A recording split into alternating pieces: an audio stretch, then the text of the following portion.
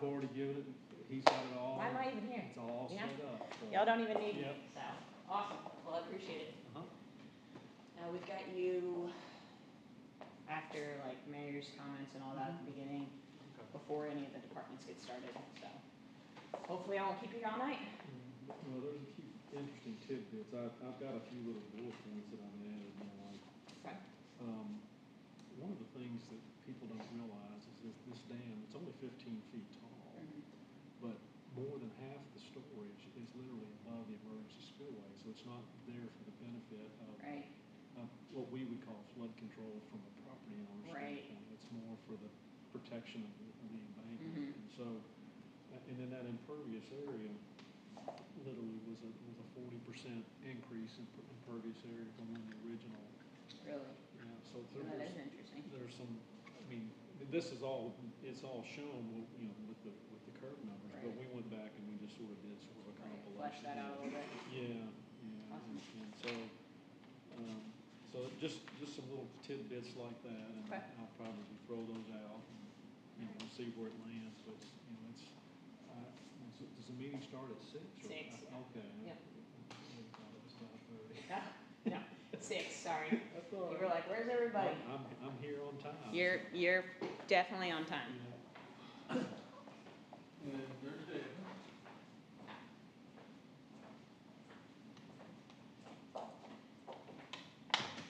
Here's Deb. Here's Tom.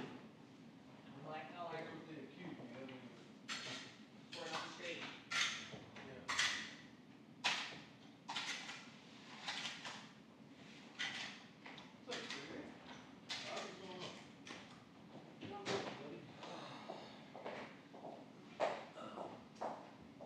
How you been?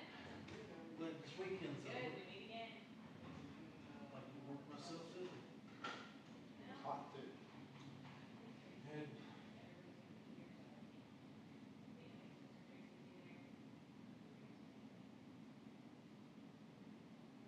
was going to the game Friday night. It got canceled.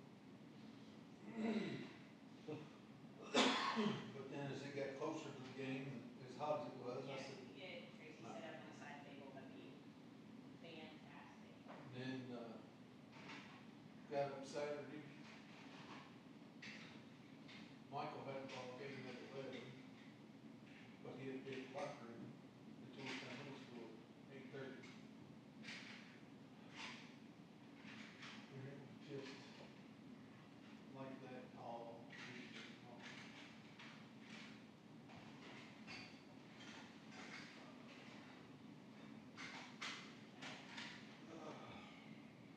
So what's new with you? Very nice, sorry. How much?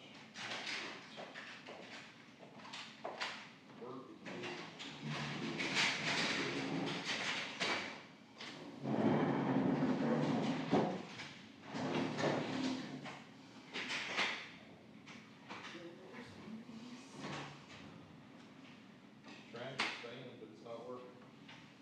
Trying to what? Expand, we're trying to, either buy a new building or another building or land. Crazy. Nothing out there. Huh? Nothing out there. Well, yeah, there's something out there. It's usually 250,000 an acre. Well, that's why it's 250,000 acre, because Yeah. the inventory is Yeah, that's what I told a bunch from the school board. I said, why are you all hanging on to that property right there? I said, sell it for 3 times the money that it's actually worth. And then when property values go down, then you go out on the east end of town and you buy you something twice the size of what you need for half the money. Oh, no, we want that. So you want all your schools within a mile of each other. That's smart thing.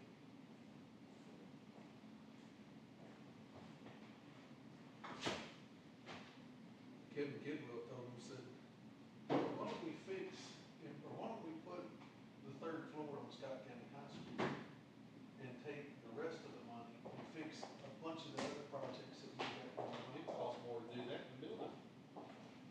Not according to what he told, what he had figured out. I don't know.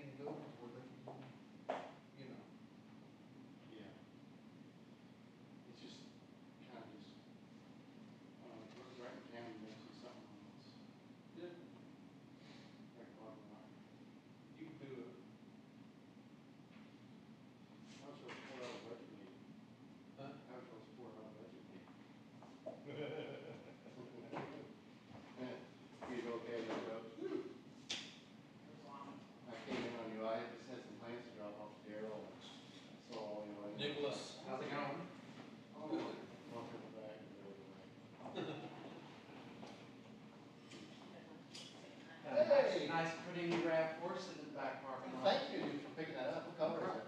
It's white. Okay. Cool. Thanks for getting that. Well, so I sent the two recruits up to pick up our new car today. And Cynthia calls me. She's like, you need the keys to a RAV4. We don't use those, do we? I said, no, but I know whose that is. You're like, yeah, didn't you know we got your RAV4, we gotta get it to LNW. So it was at LNW. So they were all the way there and they went to pick up our new car and they gave me the Toyota keys. And I'm like, You know what that was, yeah. and I was like, that's Well, it. thanks for, I was like, yeah, I didn't bring it back. thank you for doing that. Saves me a No problem. trip So over you're there. outfitted with all kinds of yellow lights now?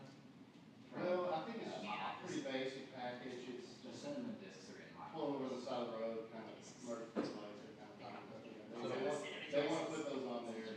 Yeah. No, Turn straight. One for now and one no for lights later. that'll irritate Steve. Y'all are stuck with me. No, that really Yeah, mess might with need Steve. one Force for right. later. I mean, you probably won't, I but haven't seen this maybe. thing lately. I got the bourbon at the house for later.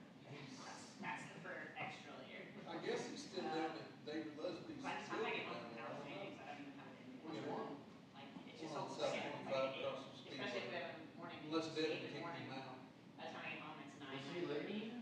I just go to sleep. I probably. Is it He like a was warehouse? I'm not keeping gonna be awake. stuff He's trying to in one of drink the bourbon. storage units. Because I've got to be And earlier tomorrow than usual. sleeping I'm not outside. gonna do 10 o'clock roll call. He was So Yeah. I- Go to bed. Yeah, we stopped here. that's a We- sad- We, That's really just makes me Backpedal sad, on the that. whole thing, you know. I mean, I know that he's kind of brought a lot of it on himself. The but- check that Gaylord Highlander gave him for, his property up there, he's never cashed it. He doesn't trust banks. Really? Last time I talked to him about it, he said, no, I haven't cashed it yet. Well, you better. Okay. So since some of those have an expiration though. Oh, yeah, yeah, Taylor died, and I don't mean that bad, but he's 96. very old. I mean, he gets around pretty well for a 96. How old is he? Is he 96? Couldn't you take it to the bank and say, I'd like to get this in cash and come back and probably take them a day or two to get that much cash together? Will a bank cash that big of a check? No. Because they usually. Like have 15 much grand cash used on to hand. be 50,000 left by the way. Yeah. And I've never really dealt with numbers like that, so I wouldn't know. Yeah, you know. The checks on cash in there. The checks on cash and they're qualify for the mobile deposit, they're Yeah. not very much. Yeah, it's all mobile deposit these days.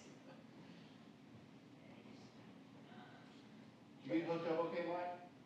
What's that? You're all hooked up? Yep. So what time did you guys get out of finance committee today? Okay. I knew it was gonna be a long meeting, I appreciate you getting in there now. Well, I went, I knew you needed to go I had- before Lori. a number of dumpster fires to get out today. So that's my typical Monday. You would have been there until, I don't know, by the time Lori got done, we'd been there Look pretty 2 bad. hours and 15 minutes or something. No, it was almost 3 hours. It was almost 3. It was 3 hours for the two presentations. Yeah, so. Are you gonna be Coach. handling the SRO, new Mr. people? Mr. Lonzo, how's it, So sir? that does fall under my side of the house. Hey, what's up? Good to see you, man. Good to see you. Long time no see. I know. Twice in one day. I tell you. Really, Yeah, just, she's been in my office. that's our Friday. That's what I was asking, I was like, how do you all find me out? We have a good deal on the back parking lot. We got good basic information, I guess. Yeah, we transfer the front of the- What? They sent that out, and I- Finance committee. Lori passed away, so it's not- Yeah. Somebody was kicking somebody underneath the desk. Hey, I'm Lonzo Allen. I'm Mike Alonzo. Mike? I was straight. All right, nice to meet you. Yeah, good to be here. You all right? Put the store water here. Don't get too excited. So what I think we should do tonight, since it's a regular meeting, we can do this. Yeah. Just take account. Yeah, she was like, "You signed my hat." Expressing Yes, consent I was for signing hats, that forearm, if forehead. you move, and Yeah. we'll come I'm going back, and write out starting conversations starting in collaboration with the traffic committee. Wednesday. You want to put on, Starting my tour Well, again. yeah, I'm gonna I think when you get up there, visit all the schools. we should talk about it and explain Talk that about to kids. put it out to bid, they need to know that the city's okay with it, it's gonna move. That's about good. Trying to do that. Yeah. And it needs to do that so that We're when trying to you're make you're it not, national one, kids. you're not hitting that, And that's the what one they call it, but also. campaign promise I do about the kids. You know, yeah, I go out and I don't want, maybe kids. to have a write-in, I think it's important they need to know. maybe People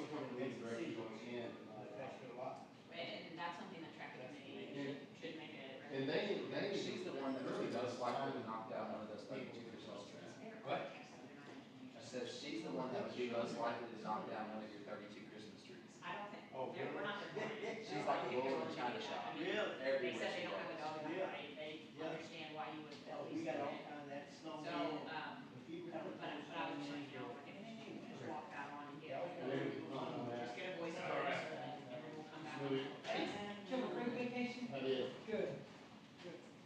the other thing, for the casino camper. That's Jeremy. Hello, Hi, how are you? Good, how are you? Yeah, it's all The Jeremy. other day, Hello. right when you passed, it went, you wait, I forget where it was. I remember seeing you too, but I can't tell you what street it was. There, you got next one, but. On my, I can grab it. on my journey somewhere. How are you?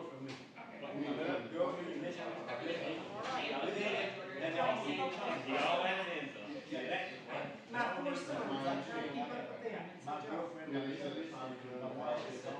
getting there.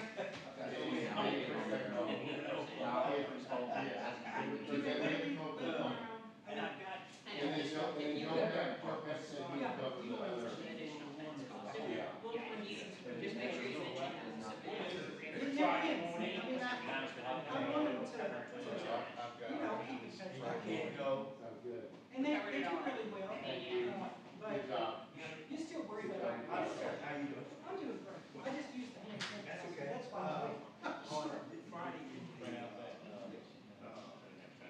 Heritage of our ancestors, breakfast, the city is sponsoring. How are you doing? All right. Good to see you. Yeah, you too. And we Yeah. have free tickets, so if you want to So, go, you can take your Okay, so What's that? give me some more. Let's see. They'll be here, yeah, I'm pretty sure. They send a lot of emails out. So, And I just- you go back and forth from us, so you I would like to ask Haley. What I'm worried about is, Thank you. I'd like to get started right away on fix that small project. And just get you over, just go ahead and start working on it.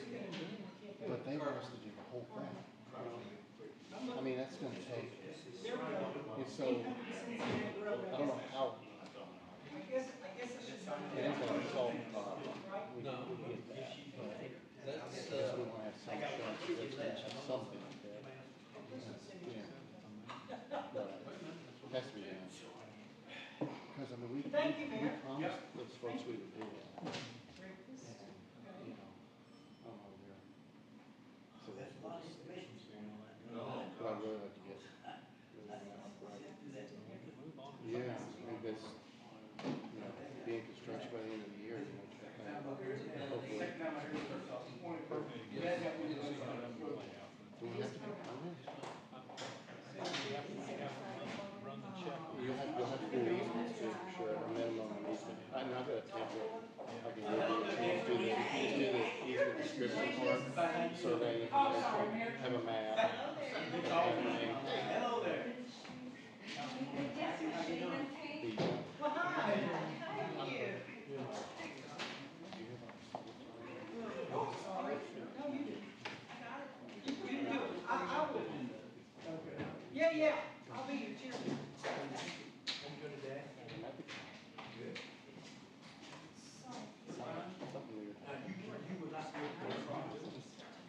Huh?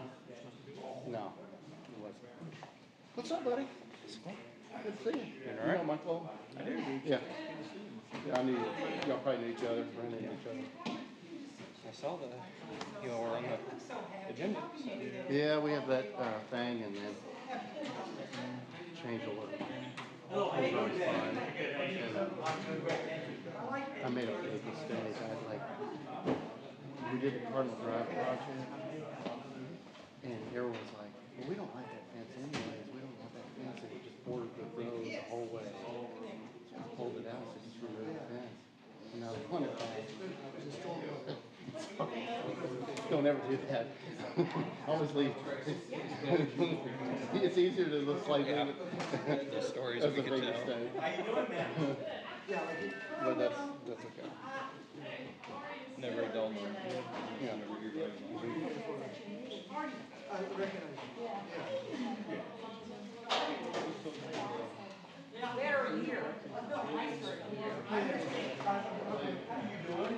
doing?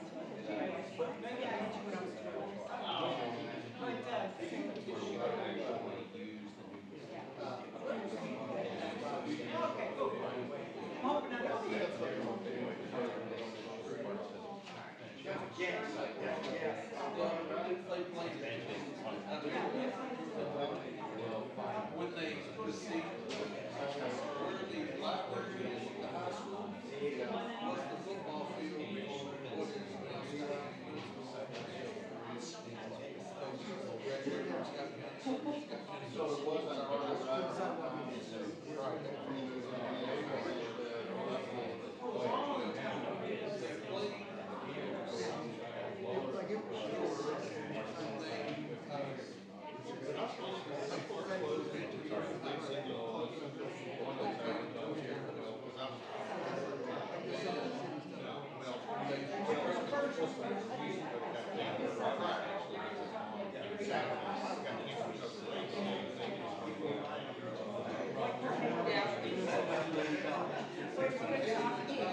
Good seeing you again. Thank you for coming.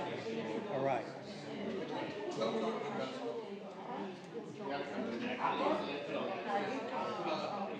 then they went to Georgetown College where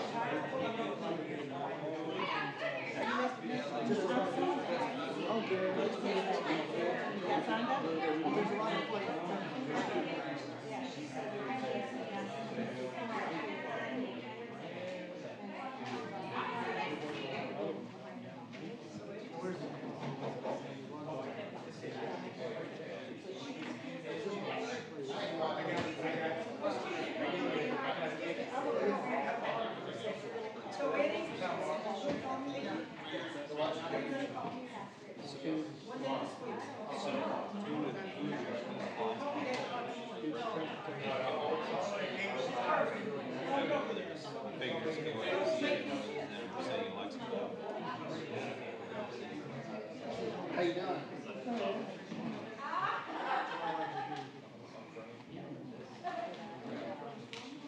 I'm gonna listen. You're Mr. Ray. Yeah. We're 80 live next to the man here. Right. I recognize you.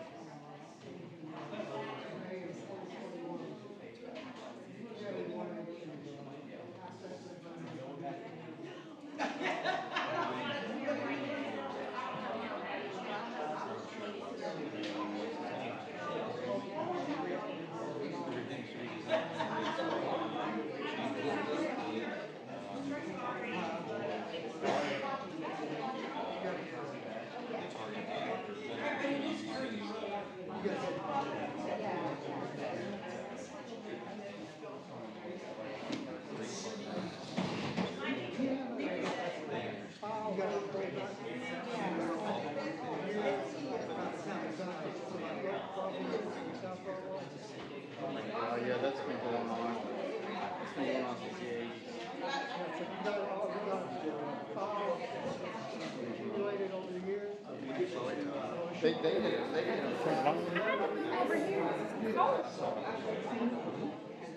yeah, we looked at that in this study. We looked at the closing up that hole.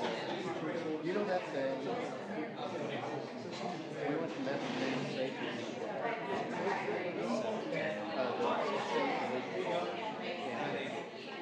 Is designed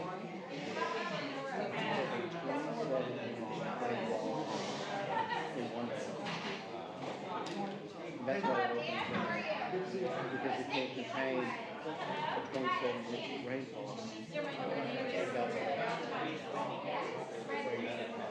We've never seen a rainfall out here. We get 50 inches in a year out of 26. Because it's a high hazard dam. And it's a high hazard dam meaning there are homes below it, people live. Well, just below the dam there's all those houses, and that's why it's a high hazard. It's a special, it's a classification.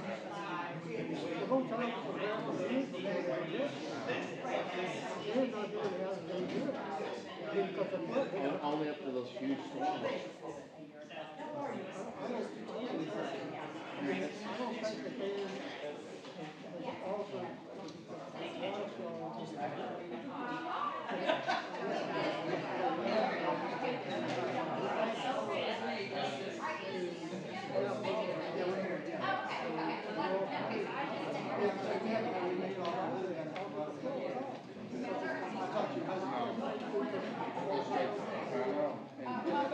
That's one of the things that they looked at.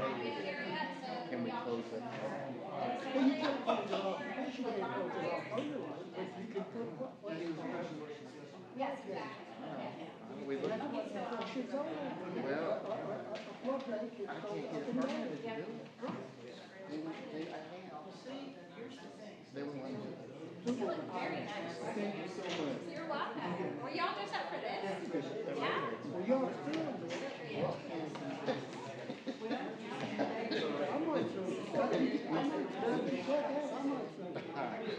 Let's just settle down. Let's just calm down. That's what they're going to review all this. Calm down, you say calm down, man. Like, I've been working hard outside all day long. Yeah. Raising crops.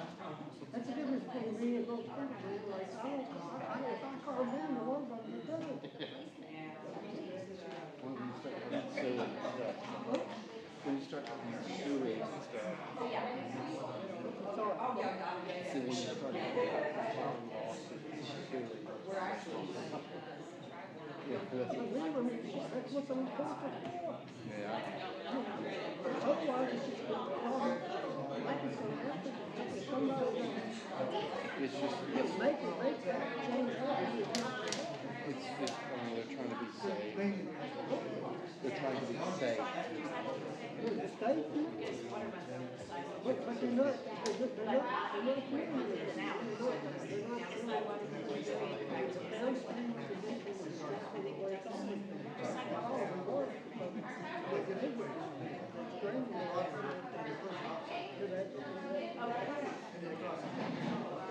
I agree.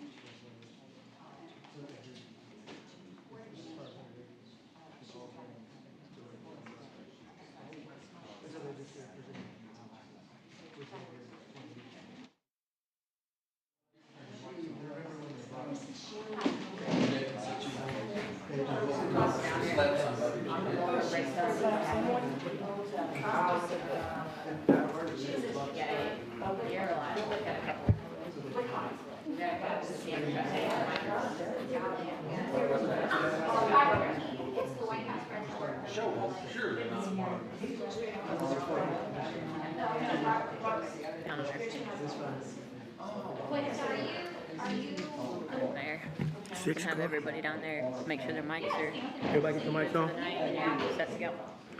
Okay. If everyone stand, please, we'll call this city council meeting to order. Let's have a moment of silence.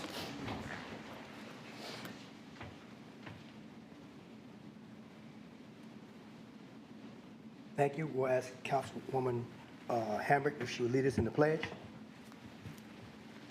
Pledge allegiance to the flag of the United States of America and to the republic for which it stands, one nation, under God, indivisible, with liberty and justice for all. Thank you. You may be seated. At this time, we have a roll call. Mr. Allen? Here. Mrs. Wilkins Brent? Here. Mrs. Butcher Conway? Here. Mrs. Hambrick? Present. Mr. Hampton? Here. Mr. Showalter? Here. Mr. Stone? Here. Mrs. Tackett? Here. Thank you. At this time, a motion for the approval of our minutes. Motion, Mayor. Second. Motion has been made, properly second. Are there further discussion and/or questions? All those in favor of the motion signify by saying aye. Aye. All those opposed say likewise. You should have received the check registered. If you have done so, council, please raise your hand. Let the record show that all have received it.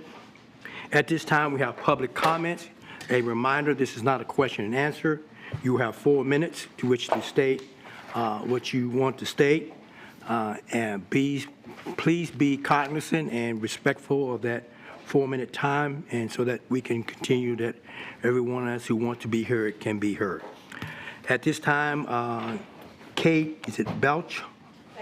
Beck, thank you. Sideways. Sidewalk cost sharing program. Okay, thank you. Sorry about that scribble. Thank you, Mayor Jenkins and council, for letting me have a chance to make some comments at the meeting. I just wanted some clarification, assistance, assurance in the process involving the sidewalk repair cost sharing program that started up. I received a letter from the city engineers department noting that my sidewalk had been identified as a sidewalk in need of repairs, and I was encouraged to use the program for my repairs. Since that time, I've made a lot of inquiries into the cost, responsibilities, coordination of the city, multiple utilities, state road department, and neighboring properties.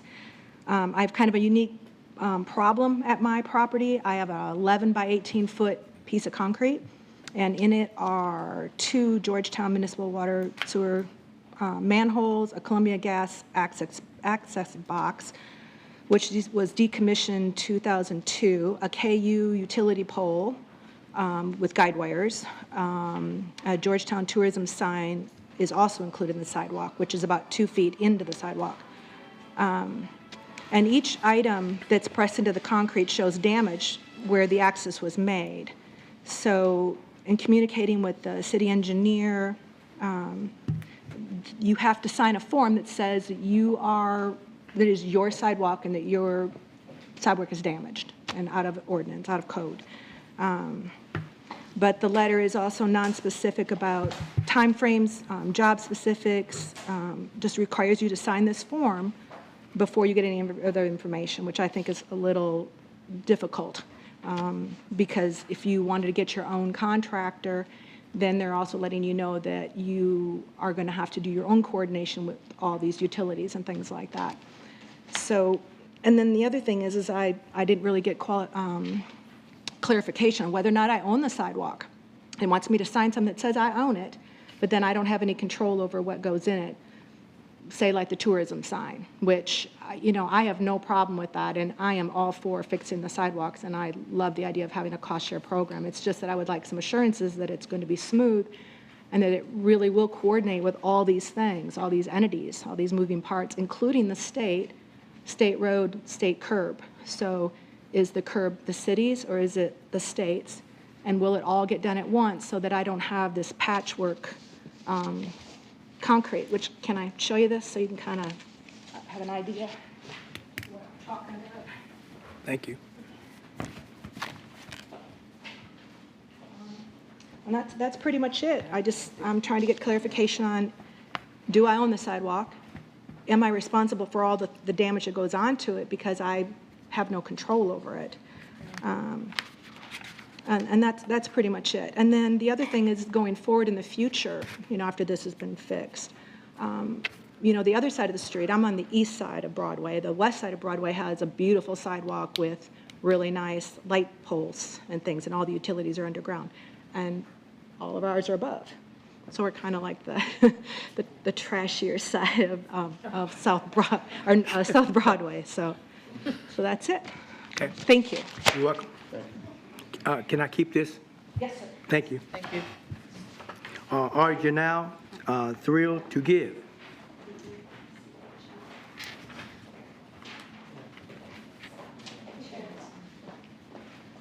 Just want to say hello, everybody. Thriller, it's time for Thriller again. This is going to be our 12th year for Thrill to Give, and we're asking for the street closures on October 21st, which is Saturday night, and then rain date is the 22nd from 5 to 9 for our entertainment and our dance parade and our fundraising for the Amen House. I'm moving fast. That's it. A motion has been made and properly second. Are there questions? Yeah, I have a question. Do you know when, if the event, and not just this event, is 5 to 9, when the roads get closed down? We asked for 5 because we actually start at 6. Okay. Because we know sometimes everything doesn't come together when we need to close it. So we asked for a little extra time so we have time to set up before people actually come down. So, and usually the police department and streets and roads, they all coordinate really, really well. But sometimes things happen and, they don't always are able to get down there exactly at the time we like. So we usually put a little cushion in there. So, but the last couple of years, they've been, very timely. And we actually, sometimes if we are finished early, sometimes we finish like 8:30. We're very quick. We get it open as soon as possible. Okay. Okay? Are there other further questions or discussion? All those in favor of the motion signify by saying aye. Aye. All those opposed say likewise. Thank Okay, you. thank you very much. We hope to see you. Okay. Excuse me, Jeremiah, with last name? Mitchell. Mitchell? Hello, my name is Jeremiah Mitchell. I go to Georgetown College. So today I'm here to add, I'm from Orlando, Florida. I'm new to Kentucky. Today I'm here to speak about college costs. A lot of students have problems in the community about college costs. Like they wonder, do they have to pay for college? And they can't afford college, so they don't want to go to college because they couldn't afford college. So I went around the community and asked a lot of students about, what do you think about college? And they were like, well, it's the cost and everything. So I just asked the community to put a volunteer group together so that we can have people go out and help students twice a month about college, applying to college. College costs in Georgetown is free for Georgetown students as long as you make a 2.3 GPA. But a lot of them don't know that if you make a 2.3 GPA with a 19 ACT score, that you can go to Georgetown for free with your tuition paid for. You just have to pay for housing and the food, which is 9 out of 10 covered by FAFSA. So, yeah, that's what I really just was asking for. Okay. That's everything. All right, thank you. Thank you for letting me talk today. Thank you.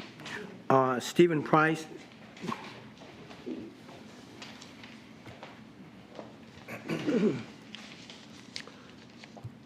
I'm Stephen Price. I understand from Dan Holman, sitting back there on the back row, that you all are going to discuss and maybe take action tonight in regard to flood conditions that are common on South Broadway. Is that true? Again, this is not a question and answer. That it is on the agenda? That is.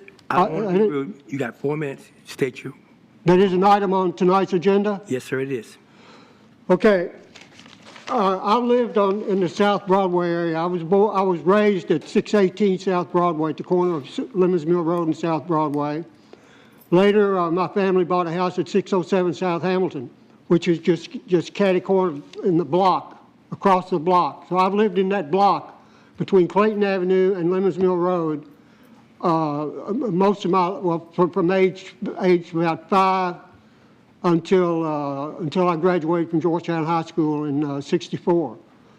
And so I've spent a lot of my life in that block.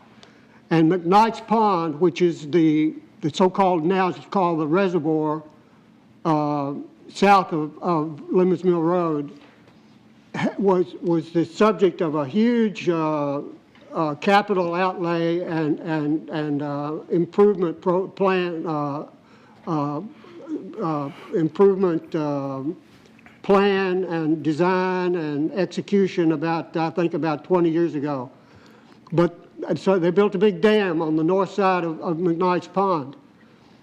The problem with the dam is it has a tunnel through it, a culvert. It goes right through the middle of the dam at the bottom, at the level, the same level as the bottom of what used to be called McKnight's Pond. And that culvert is maybe 2.5, 3 foot diameter. And I just talked with Ed Hightower. He told me that the state of Kentucky oversaw the design and building of that dam, State Division of Water. And he told me that the design of that project was to restrain and contain 27 inches in a day, 27 inches of rain in a day. And Eddie and I just agreed, that's preposterous. We never had, I doubt there's ever been 27 inches of rainfall in Georgetown in a day. But they designed that dam in an office using a slide rule and a computer. And the people who live in the neighborhood, like me, have said for years that all you need to make that dam work and control the flood problem on South Broadway down to Royal Spring is what's called a water gate. And Watergate has a bad connotation because of the political scandal that occurred in Washington, D.C. back in the 80s. But I lived on the East Coast for about 5 years, and water gates are a common feature in the landscape from Washington, D.C. to New England, where I live. And when I see or hear the word Watergate, to me, a Watergate means simply a barrier which is subject to lowering and raising, blocking a flue or a tube or culvert so that water can't go through. And I went to the computer today, I looked up Watergate. It says a gate giving access to a body of water, and it gives a synonym, floodgate. And then if you look up floodgate, and this is the Merriam-Webster dictionary, a floodgate, a gate for controlling a body of water. Synonym is a sluice. Another definition, a gate for shutting out, admitting, or releasing a body of water. And I'm here to tell you that I've lived in the neighborhood my whole life. And when this issue was discussed under Prather's administration, I came and said what I'm saying tonight. And I filed a bunch of papers, and they're in the file. Eddie told me they're in the file. He's seen them and read them. And I urge you to look at those letters I wrote. I went to a lot of trouble, did a lot of research, did a lot of phone calls with the engineers in Lexington that designed this dam and implemented the construction. And I urge you to pay attention to the people who live in Georgetown, not just reject their opinions.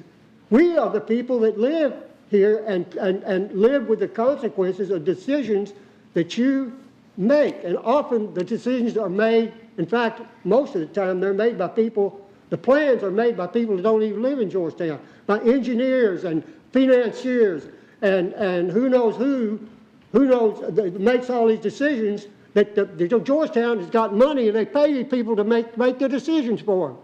And they don't even live here, and they don't live with the consequences of the decisions they make. But we who live here in Georgetown, live in the neighborhood, live with the consequences of flooding.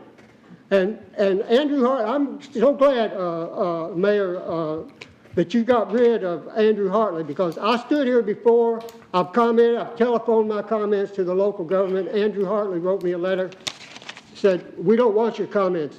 you are interfering with our ability to administer. Oh.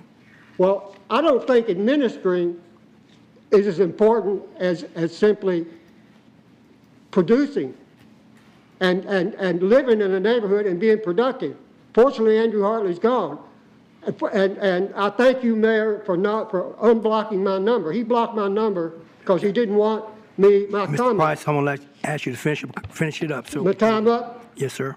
Thank you. You're welcome. Okay, Ann Leader.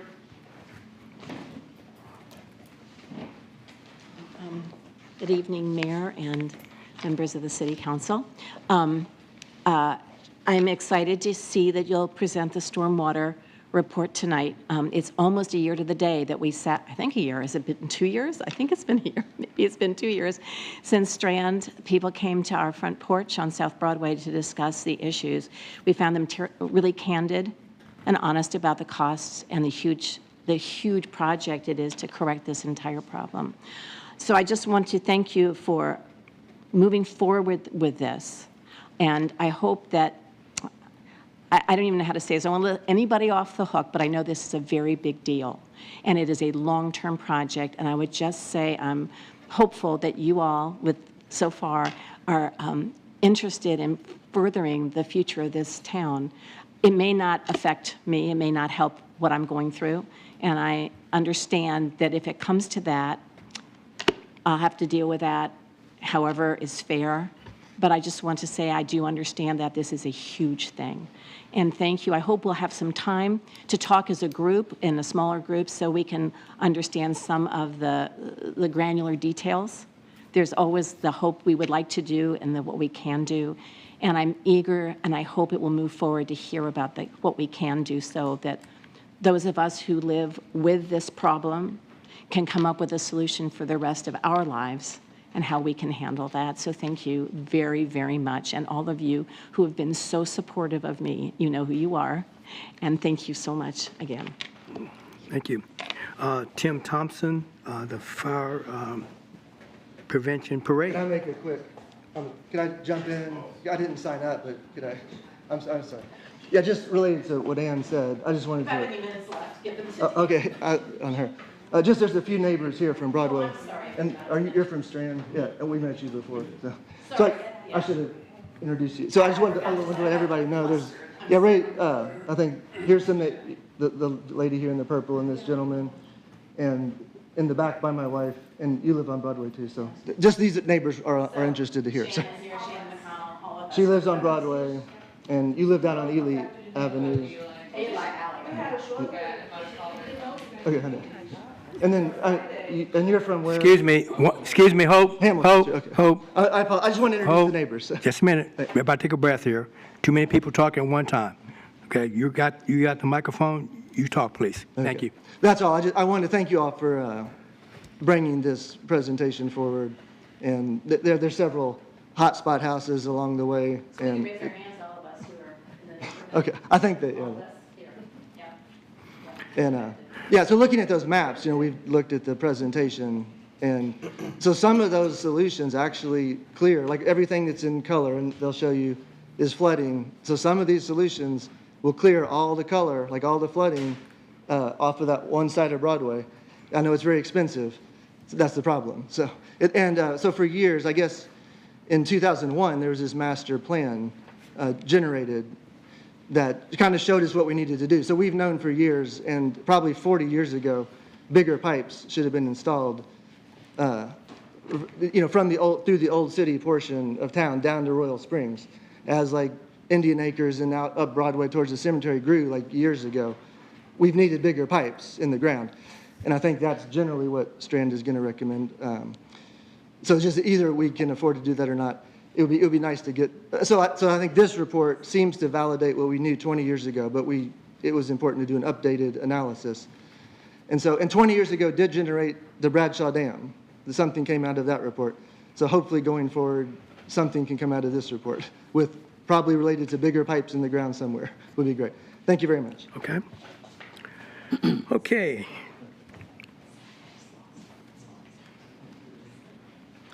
All right. Tim Thompson. Mayor, Council. I'm here for the formal request for the fire prevention parade for October 19th. We're requesting the streets from Ms. Hamrick for 6 to 8 is what we put down for the block. They won't be shut down that entire time. We'll be working with PD on that. The parade will actually be at 7 o'clock. We'll start lining up on Military around 6. So portions of that area will be shut down just so we can get the trucks in there. But the parade will be at 7 and, you know, usually around a half an hour, but we just put 8, you know, just for formality. Assistant Chief Johnson is actually the one that's working on this now. I'll make sure that we get everything out for you all as far as invitation, where to meet, so where you guys can get and participate in the parade. I'll make a motion. Yes, I do. Have a motion. Motion's made. Second. Motion's made, properly second. Are there further discussion and/or questions? All those in favor of the motion signify by saying aye. Aye. Those opposed, say likewise. Motion carry.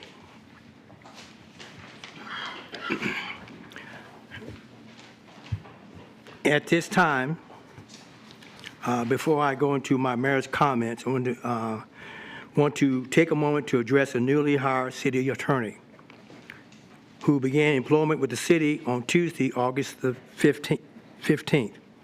By Monday of the following week, it became apparent that this hire was not a good fit for the city. And upon recommendation of the Director of Human Resources, the employment relationship ended effectively August the 21st. Next, a couple of events coming up. As you all know, next Thursday, Friday, Saturday, Sunday, we have the Festival of the Horse. I'm sure that Lori Sanders have contacted most of the council members about this. So if you're going to take part in that, be sure to let her know that at that time. Also, this Friday is the Ancestors of our Heritage event. It is going Friday, Saturday, and Sunday. At Friday morning at 9 o'clock, 10 o'clock, they have a prayer breakfast. The city is sponsoring a table. I've given council members a ticket that wanted to go, so if you still think you want to go, be sure to let me know, and I will make sure we get that taken care of. All right, next on the docket, we have the Strand Stormwater presentation and South Broadway in Clayton.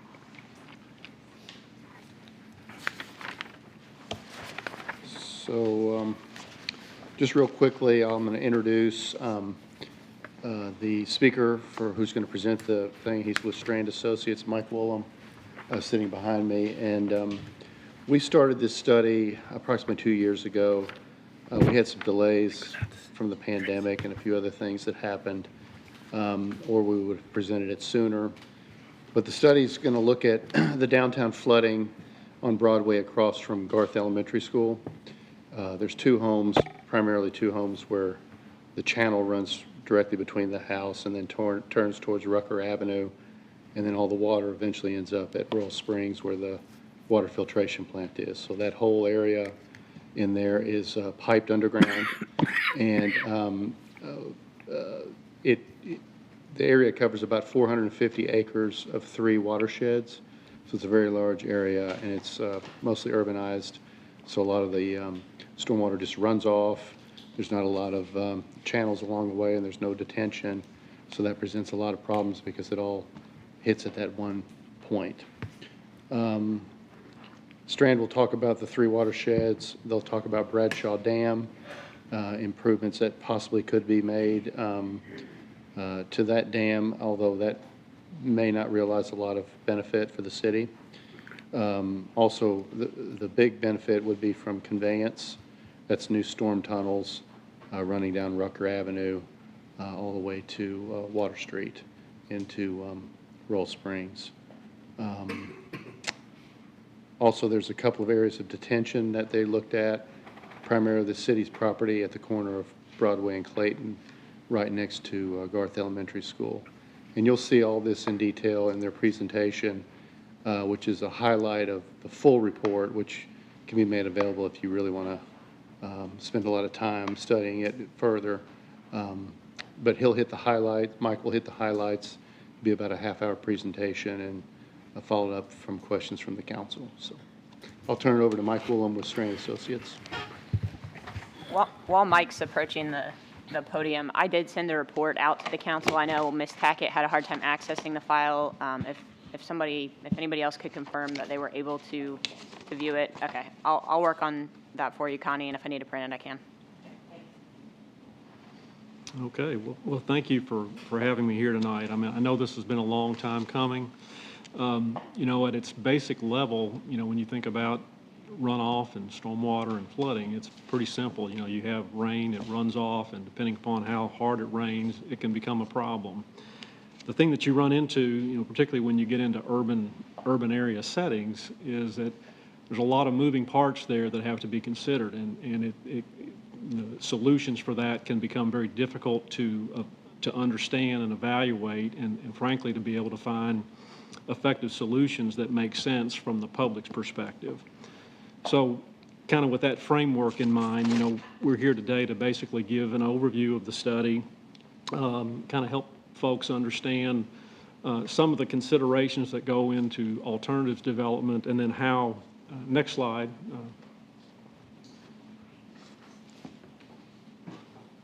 there we go. The things that we evaluate. I'm going to provide a kind of a brief overview of some of our findings, and then also talk about some of the mitigation options that we've evaluated and costs associated with that, and then maybe some additional considerations that could apply. If we could back up one slide, please. I did want to say, you know, the two principal components here, and Eddie alluded to those. You see in the photograph there on the upper right-hand corner, that's the channel that leads from South Broadway to the west between, I think it's 507. I'm not sure exactly what the neighbor is, house number is, but that's a very constricted area there, and it's where a lot of flooding has occurred. The picture below that, that's actually the open area where the Bradshaw Dam is actually located, and it's an expansive area, and there's a lot of storage up there, but there's also considerations that go into how much of that can be used for the kind of flood mitigation that we're talking about here for the purpose of this meeting and the flooding that's happening downstream. Next slide.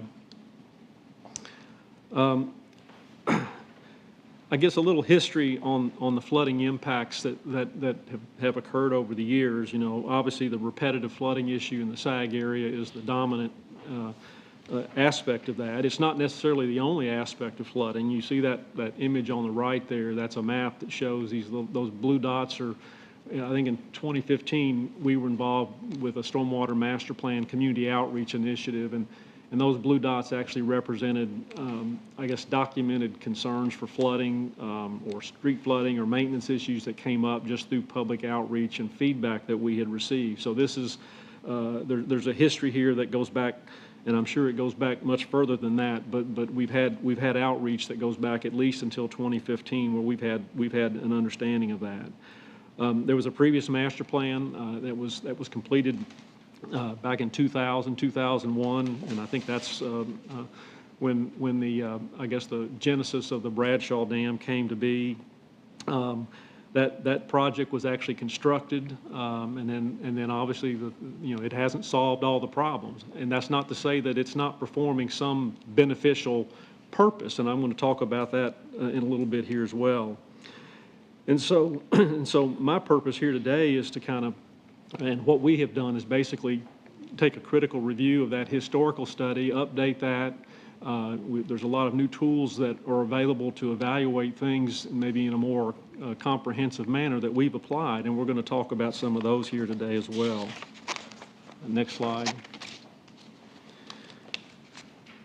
Scope of the evaluation. The graphic on the right shows, I guess, the breadth of the watershed that we evaluated. And this study actually, it began at the downstream-most point at the outfall of the system at Royal Spring. And one of the things that's very interesting about this area, and frankly Georgetown as a community, is that you all are served by an aquifer as your water supply source, and that aquifer underlays all of this area, this immediate area of the city. I was sharing with the mayor about the extents of that and how that aquifer actually extends all the way up into Fayette County as far as the New Circle Road where the fire station is on the north side of town. So it's a very extensive aquifer that feeds the water supply. Chase, you're very familiar with this, I know, just from your responsibilities with the plant. And it's an important asset at the same time. And so these watersheds represent the areas that we look at critically, and how we break these down. We've looked at a lot smaller pieces of the overall pie, so to speak, to make sure we truly understand the implications of runoff from those different areas and how it affects the residents along the channels that flow down to the receiving stream. Next slide. So the evaluation approach was sort of a two-step process, and it started initially with kind of a critical review of the historic data on the Bradshaw Dam, and you see on the right there's an image of one of the, I think it's the as-built drawing for the dam, and you see the lines there, kind of the lines that run sort of north-south on that image. That's the dam itself, very narrow, and believe it or not, it's only 15 feet tall. So it's not a very tall dam, but that dam actually has an emergency spillway that's 100 feet wide.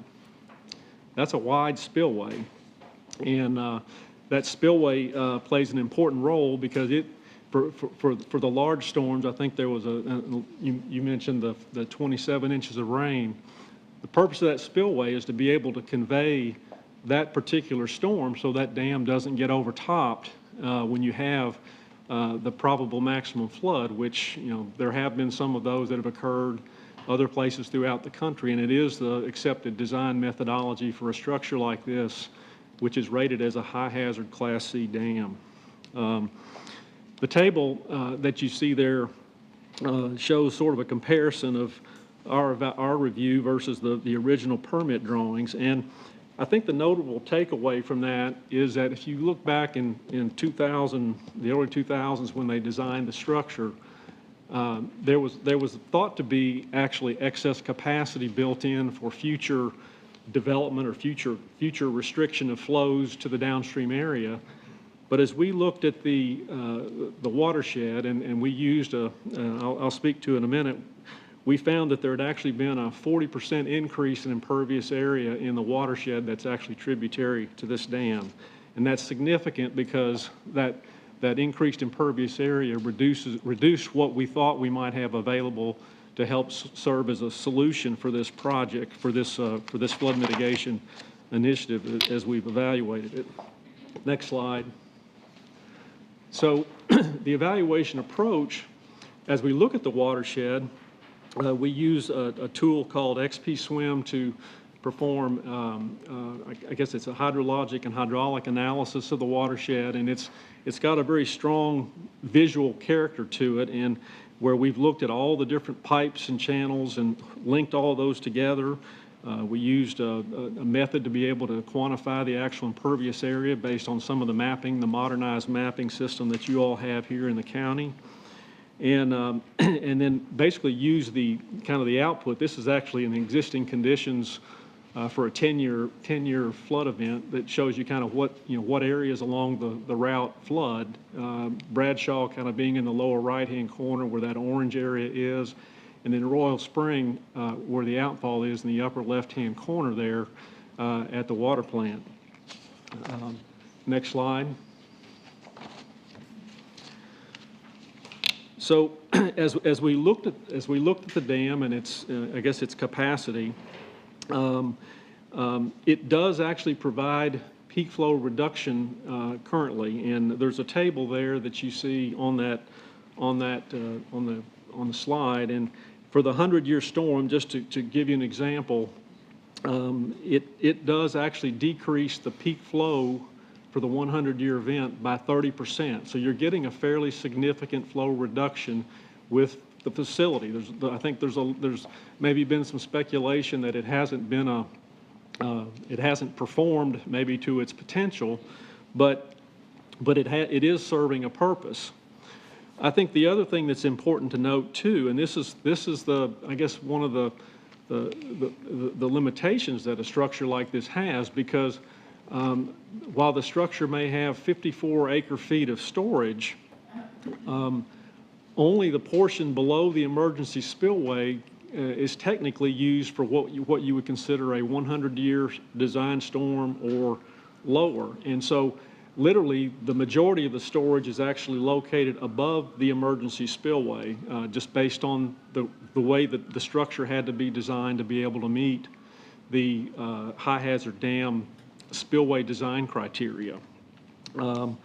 This particular facility, as you see on the right-hand, the lower right-hand corner, that's actually the principal spillway outlet. That's the 24-inch square outlet. That actually controls the entire watershed there through that one small orifice. If it builds up about 8 feet, I think there's a drop inlet on the top that's got a grate over it, safe for safety purposes, for debris capture, and so once it reaches that level, the water can spill into that to that drop inlet spillway before it eventually raises up higher, and then eventually it would go out the emergency spillway. So functionally, that's how the basin works, and unfortunately, through the evaluation of the structure, there's really not any material capacity available within the structure that we can leverage for downstream flood mitigation. Next slide. As you look at the map on the right, and again, this to provide context, you see 3 watersheds. The blue watershed that's actually the Bradshaw Basin, and that's a 250-acre area. The magenta subwatershed, that's the college, Georgetown College Basin, and then the green shaded area is the Gatewood subdivision watershed, and collectively those total 500 acres, and you see a little yellow arrow there. That 500 acres of runoff is basically, it combines right at the sag area of Broadway, and that's where the water flows through the channel to try to get into the storm sewer system that drains from Rucker Avenue down to the outfall at Royal Spring. So with that, as we evaluated these different watersheds, we did look at some options within the Bradshaw Dam watershed area to see if we could put in an extra detention basin, for example, upstream. We tried to see if we could get benefits with that, but even in doing that, it didn't provide any measurable benefit. We looked in the other watersheds. There's a lot of urbanization, so there's not a lot of large open parcels that would be able to be used for constructing a detention basin or some, a facility that would help maybe reduce runoff from those areas. So that being said, all of that water basically currently just aggregates in that area, and we have limited opportunities in those watersheds to be able to find solutions at this point in time. Another point to consider in all of this, and I say this because it provides context from the flow. If you look at the blue line that shows the conveyance route down to Royal Spring, that storm sewer system, if you look at the size of it, basically has enough capacity to take 20% of the 10-year design storm. And then if you step up to the 100-year event, it can only take 14% of the peak flow from that event. So it's a very constrained system, and so that's the essence of the problem. It's a capacity constrained system that basically acts as a funnel, and it regulates it to a very high degree where the water can't push through, and it has to temporarily store wherever it has an opportunity to spread out. And everybody has seen that happen numerous times. Next slide. So as we looked at this, we identified 4 different alternatives that we considered as flood mitigation projects.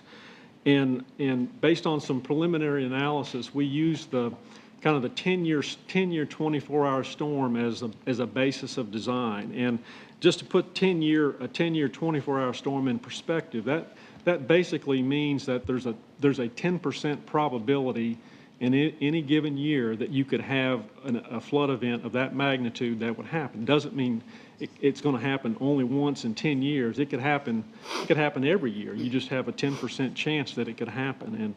And it seems like we're seeing that percentage happen quite more frequently these days than in years past. But we came up with a Clayton Avenue shallow basin, which the city currently owns 2 parcels at the corner of Clayton Avenue and South Broadway, and that's where that particular basin would be contained. We had another option where we looked at using those 2 properties along with there's an existing detention basin on the Gar School. It's fairly shallow, but we would look at a deep option with that, and so we integrated that to have a bigger area that would potentially provide benefit. We also looked at an option to put in a major conduit to see what that conduit would be from all the way down on Water Street up to the SAG area on Broadway. And then we had it was kind of a Rolls Royce, someone put it, that we looked at maybe the main tributary improvements plus the deep basin. So next slide. So with the Clayton and Garth School deep basin, you see the red area. The map here, just so everybody understands, there's basically a graded color depth relationship. So the bright orange that means that there's a very deep amount of water that's stored in that area for a particular design storm. And that orange area there, red, is actually that's the 2 lots where we put in a basin at the corner of Clayton and South Broadway. And and that particular basin is only 4 feet deep. And the thing that we found, it does have some benefit, particularly up to the 2-year event. Some people may find that if they have flooding twice a year, and they could reduce it to happening once, maybe that's a win. Now, we don't know how, unless you're in that situation. Obviously flooding it's a very difficult thing, and I can't put myself in that position. I see it, and I see the emotion that comes out a lot of times when you have those kinds of discussions with people. It's a difficult thing. And so in this situation, you would have fairly limited benefits for that 2-year event. Next slide. Okay, this is the modified version with Clayton and Garth School deep basin. This is actually a system that you'd have a deeper basin that would be about 8 to 9 feet deep in that corner area. And just like the shallow basin, there's actually a storm sewer that would extend from Garth there that would go downstream, down Rucker, and then cross, I think, Ely Avenue there. You would have to put in a bigger pipe there to help dewater the basin. It would be longer than the one that was required for the shallow basin. And again, the way this one actually modeled, there were reductions in ponding up to the 2-year, but again, not any material benefits that you could latch on to say this is what we need to do. Next slide. So as we come to this slide, this is the conveyance-only option where you would actually take a conveyance system, a closed pipe system that would go all the way from actually up beyond South Broadway upstream to Clayton, and then also 607 South Broadway, with a system that would go all the way down to Water Street, discharging into Royal Spring down there in the valley. And it would require some very major construction. And you can see here we had a 4x12 box culvert that would basically extend from downstream to West Clinton, 4x10 that would continue on up to the Broadway SAG, 3x10 to Clayton, 3 foot by 8 foot along Clayton, and then a 3 foot by 4 foot along Broadway to get to 607 South Broadway. So these are major elements of a storm sewer system that would cost a lot of money. Now, this particular option basically yielded benefits up to the 10-year and some beyond, actually. It was a 10-year design that we were looking for, but you did get benefit out of it. And you can obviously see that just based on the disappearance of the shaded areas where you had surface flooding. And so this actually would be one that would be a win, obviously, if it could be implemented. And then lastly, next slide. This was the Rolls-Royce with the conveyance option, and then also with the deep basin. And what we found here, that for the 10-year storm, you didn't really get much additional benefit for this, so it kind of supported the thought process that if the 10-year would be the conveyance only option. So as we looked at these, we also developed cost estimates. So if we could have next slide. And these were the estimates that we pulled together for each of those options. Approximately 1.1 million for the shallow basin, a little over 4 million for the deep Garth Clayton Avenue combination. The main tributary was 13.4 million, and then the main tributary plus the deep basin was almost $17 million. So you see there's a wide spectrum of cost that relates to the size of the facilities and the extent and scope that would be required of this construction to support it.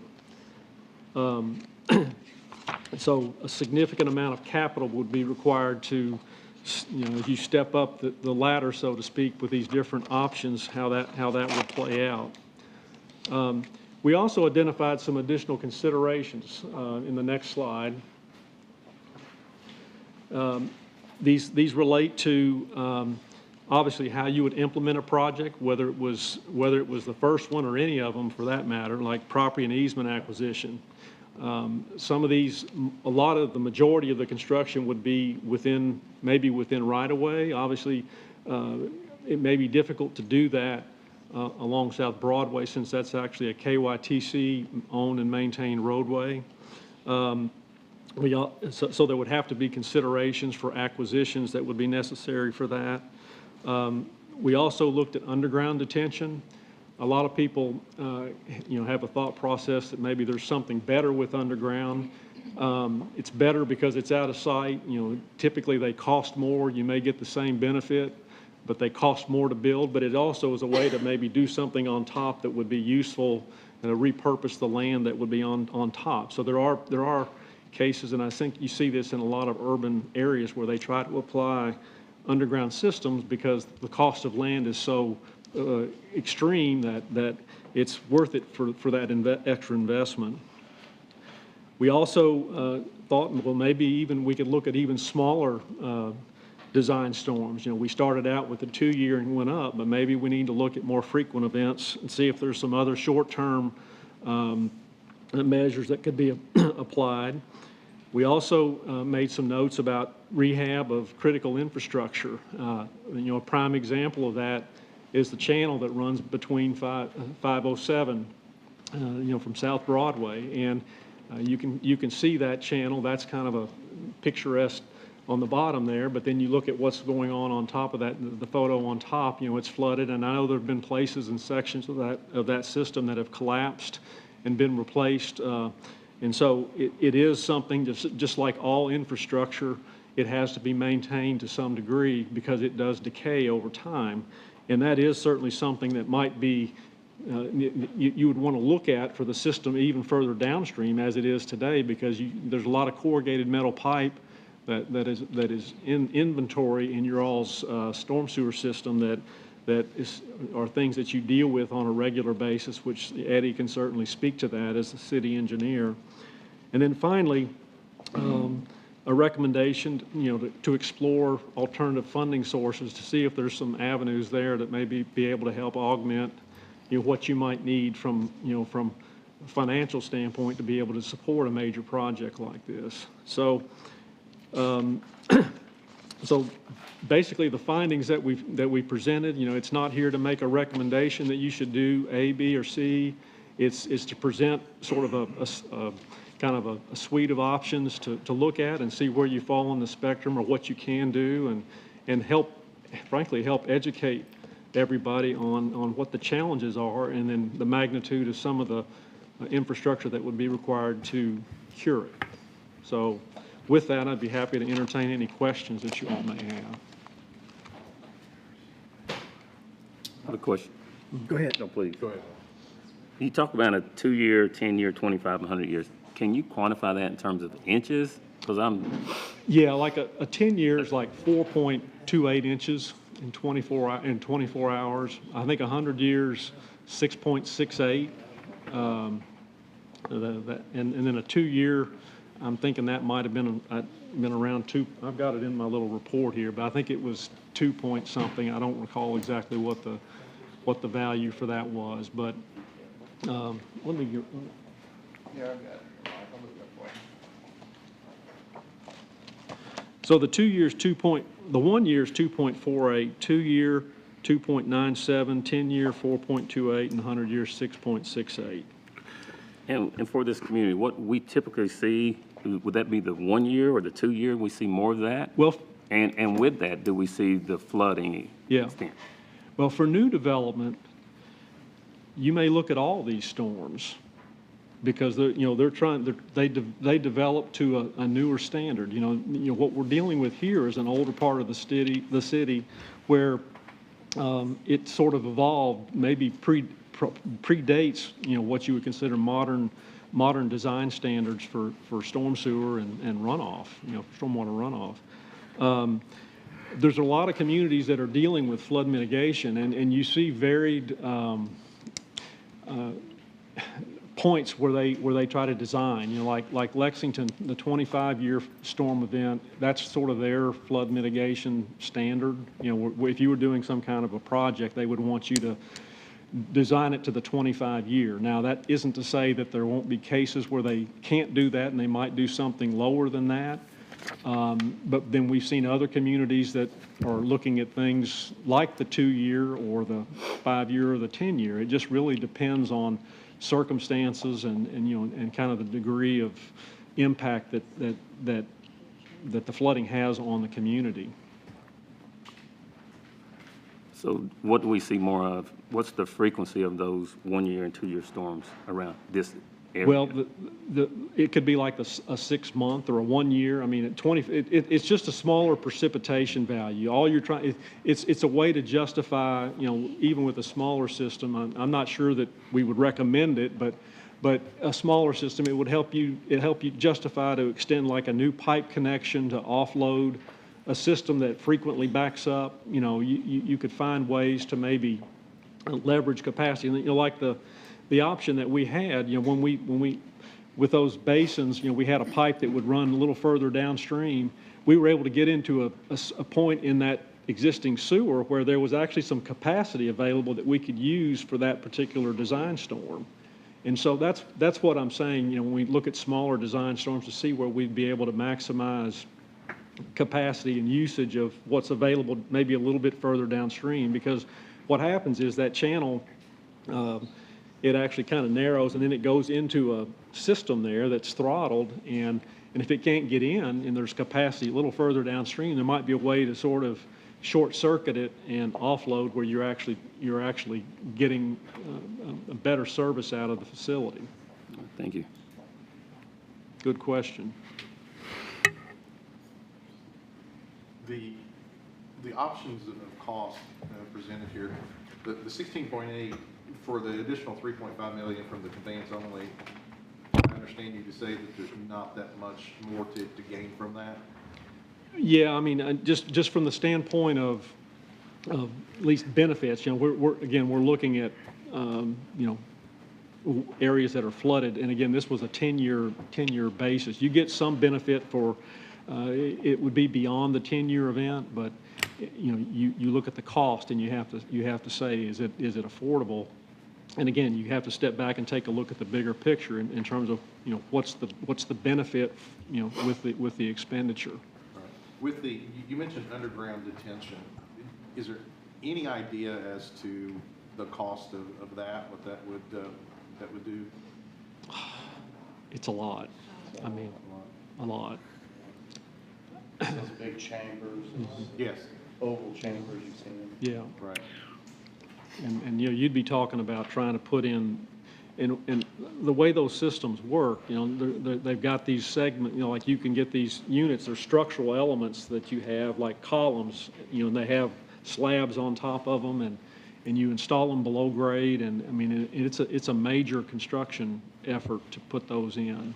Now, if you're doing a sizable one, the smaller ones are, you know, more economical because they're using like arches and things. They have infiltration chambers and whatnot. But when you get into ones like what we would need, these are high dollar structures. Thank you. Yeah. This has been a long, sad problem, which we appreciate all the attention and time that you've put into putting out this report. I've got a couple of things. Is there a way that we could mitigate incrementally? So we could, like, do something that would mitigate immediately, but it would also be in a larger plan that could be added on to over, say, 5, 7, 8 to 10 years, where we would not have to, do the Rolls Royce up front, but we could do something that by a step-by-step process, we could get this problem much better than it is. And also, did we not in the last budget put $400 and some thousand for this channel that I'm looking at right here? Eddie, what's happening with that? Well, we put in the budget, some money to repair. Could you go to the microphone? It's hard to hear. Thanks. Sorry. So we put $500,000 plus minus in the budget. You all approved it to repair the channel between the homes. You saw that's the picture of it right there. Yeah. It's in really, really bad shape, and it needs to be rebuilt. And so that project is ready to go. We just have to. We have not started the design work. No, we will have to put together plans and take bids and do the traditional what needs work. to happen to get that started? We wanted to finish the report and really just we can start nothing. I mean, we can move forward right now. We have the funds allocated to do the project. Yeah. And what would be done with the channel flow, no pun intended, nicely with future mitigation efforts, or would it complicate things and make future mitigation efforts more expensive and less effective? I would view the channel as a maintenance activity. It's more of it's a replacement. You're not gonna see material flood mitigation benefits. Now, the point I would add, fixing the channel, there is risk. Those structures, they're stone foundations, and if you had a collapse of the channel, there could be structure that could accelerate, structural issues with the home. So I don't want to minimize the importance of having a sturdy system in there between those homes that protects in that light. So we should go ahead, in your opinion, and do that improvement. It would be well spent funds to maintain that channel, to improve it where you can as you're able. Willow, the way that Mike described it when we did kind of a dry run on the presentation Friday was that failure to conduct this maintenance could make the problem worse. Okay. Doing it is not going to improve the flood occurrences, but failure to maintain it could make it worse. Could create a worse problem for those folks. And it's been a recurring, Lee can attest to, and Dan, it's been a recurring problem where the walls have caved in, and we'll go out there and we'll stack them. It's a dry stack stone structure, so it's probably as old as the homes are, and it really just needs to be brought up to. Yeah. So I would hope we could start that as soon as possible. That's the plan, yes. Yeah. if we did option C, that main tributary conveyance only, would it bypass that channel? If we did the main tributary conveyance only, the $13.3 million option, does it bypass that channel altogether? Yes, yes. It bypasses. Yeah, that's what I thought it was. That channel would still function, but for a much smaller runoff. Be greatly reduced what it was used for, yeah. Yeah. Instead of everything going there, we reroute it.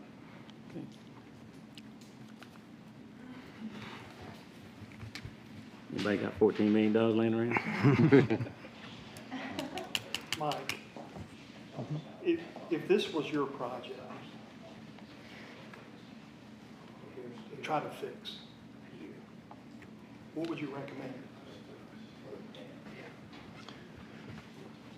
Well, I would recommend trying to seek out alternative funding sources to help mitigate this. I mean, it's, and you know, we've had conversations about different tactics.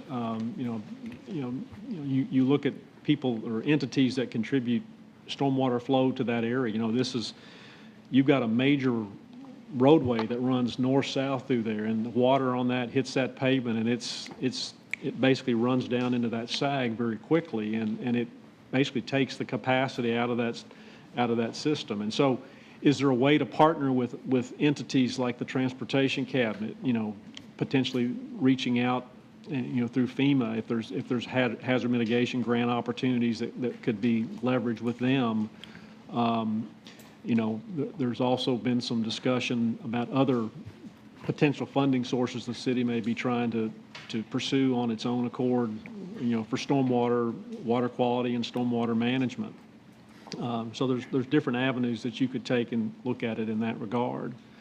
The question about incremental, just to follow up on your question, we did look at, you know, how you would build the bigger system, you know, from the lower end upper, and you know, and there's ways to do it in pieces, but the unfortunate side of that is that until you get up to the top, you really don't get any benefit, any material benefit for all the investment, you know. So and you look at how long does it take you to capitalize a project, you know, in the order of $13.4 million. You know, that's the challenge with that, you know, and then that asset is sitting in the ground, you know, being lightly utilized until you get the next round of funding available to actually build the next successive component upstream. Not to say that you couldn't do that. I don't want to minimize that approach, but that's the reality of it. We've done a lot of mitigation work. For example, we cleaned all the pipes out all through Georgetown College. Come up to the mic. We've been doing a lot. I don't want you all to think we haven't been doing a lot of work in the field, because we have. We've gone through and cleaned all the system out, all the catch basins, all the inlets, all the pipes. We've cambered them and cleaned them out all through the Georgetown College and the upstream of this area. We've been downstream and gone all the way to Royal Springs, all the way down Ely Avenue and Rucker, and sent crews down through there to clean all those pipes out to try to get the maximum benefit we can. And I think we have seen better performance, but it's still a capacity issue where you just don't have a big enough pipe. Yeah. But we've done everything. We've done a lot of work on the system. Does that square ever get clogged? No, we looked at trying to the dam's probably not tall enough to get a lot of storage behind it. Okay. That's one of the things that they spent a lot of time analyzing, and we kind of went back and forth on on what we could do with that asset up there. So. Oh, you go. I was just going to ask, have you looked for grants or any other outside sources that we could possibly? We haven't done a deep dive into it, but we know about a number of programs that are out there. It's primarily through FEMA, and then also you can always borrow money. Right. But a lot of, you know, you got to pay that back. Oh, I understand. I just want to make sure we look into And we've grants. also looked at a stormwater user fee as well. So they're out there. We just need to do some more research on it. Okay. And this is not to take away from all the homeowners that are here. I know this has been and continues to be a big issue. Sure. But, so this council and this mayor can really take everything in. We have other stormwater issues Yes, throughout Georgetown, Yes. throughout our city limits. we do. So we've already seen a cost analysis of what it's going to take just for this one project, not including all the other challenges that we need to deal with. That's correct. So if you had to guess, I'm putting you on the spot, and I know it's only a guess. In order to really start making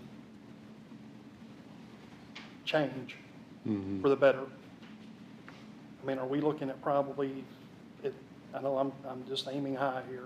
I could be way off.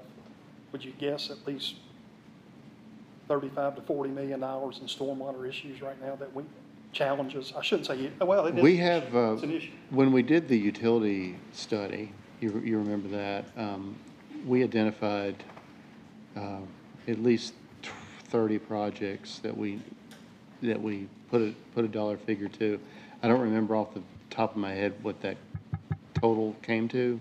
This was one of the biggest ones, but there's significant, and the value of the stormwater system, if you had to replace it all, is, what did you estimate that to be? Do you remember? It was over $50 million. It was, yeah, $50–60 million. If you, I mean, there's a significant, it's a significant asset, and we don't. It's underground, so you don't think about it until you got a problem, until it's not working properly, and then. Mike, do you have that The number nature off of the the top beast. of your head? I know we provided, which that included some other budget items such as public works personnel, stormwater engineering personnel, and things like that. But do you remember that kind of capital budget? You have to keep in mind, you've got public and private. Right. Public and private infrastructure, and, you've got a roadway, and I'm guessing that KYTC maintains the infrastructure along US 25. So that's their infrastructure, is that right, Eddie? They've got Yeah. catch basins. It is. That's their, We some end up- communities have relationships where they basically give that to the local community in exchange for some other benefit that maybe the city gets from them. But you'd have to look at it and divide out and figure out what would be public versus what's private. And I think that's what we did, and I want to say it might have been over 40 million that would have been considered public on the part of the utility evaluation, but I don't have that number firmly in my head right now. I can send you a copy of that PowerPoint that was done when we presented. All that information's in there. I'll send it to you. I'll send it to everybody. Andy, with this project, and Mike, if we look down the road 10, 20 years from now, what concerns do you see with this? If we did the option 3, is the Bradshaw farm, is that still stable enough 10 years from now or 20 years from now? Or are we right back here talking about the same project, the same area again down the road? We do maintenance on the dam regularly, and it gets inspected every year by the dam safety branch, the Bradshaw Dam, and they come through and they give us a list of things to fix, and we do it. And Robert does a great job with his crews. But will that need to be replaced or something down the road, or? The 50-year design life is what we shoot for. I think the other thing that kind of goes with that is new development. You've got an industrial area upstream, and as that industrial growth continues, it's just holding the line on stormwater management requirements, which you've got a well-staffed planning and zoning group there with engineers involved with that as well. But that new development would contribute more runoff, and you just want to make sure that's all considered in context with what that design anticipates for the dam. And something that council members may or may not know, I think it was 2015 that we passed our stormwater maintenance BMP's ordinance, but every time there's a commercial or residential development, as part of the planning and zoning process, the developer enters into a stormwater agreement with the city where they essentially obligate either through an HOA in the case of residential or through just the commercial developer and some recorded declarations of covenants, somebody is obligated to conduct certain stormwater maintenance activities and install certain assets to start the project out. So that's something that it's fairly new. It's an 8-year-old, I think, ordinance, but I think that's going to help move the needle as new development occurs to mitigate some of that. Yeah. Would it also be wise for the council to consider adding to those kind of requirements, I guess maybe going through planning and zoning, that if you're going to put up a business that's a new development, there are ways of putting parking lots instead of just having, you know, straight pavement. You can make it such that the water runs through it. Yeah, like impervious pavement. Pervious. Yeah, and infiltration basins and. Absolutely. We have a goal, a stated goal, like in the stormwater program, to infiltrate 10% of the water. That's our goal. That's what they shoot for on new developments, and so that can happen either through a pervious pavement or a grassy area where you can collect. You can divert the water to that and let it infiltrate. Of course, the soil conditions are going to dictate how much you can infiltrate. If it's a clay soil, it's not going to work very well. If it's more sandy soil, it does. But that's the goal that planning and zoning has established for new developments. So, it doesn't seem like enough, yeah. Yeah. But that's, it's also like, that also is like, if it hadn't rained in a while and the streets are very, there's a lot of oil and undesirable things, that first flush that comes off, you want to try to capture that and contain that rather than have it run straight to a creek. And that's another goal that you have.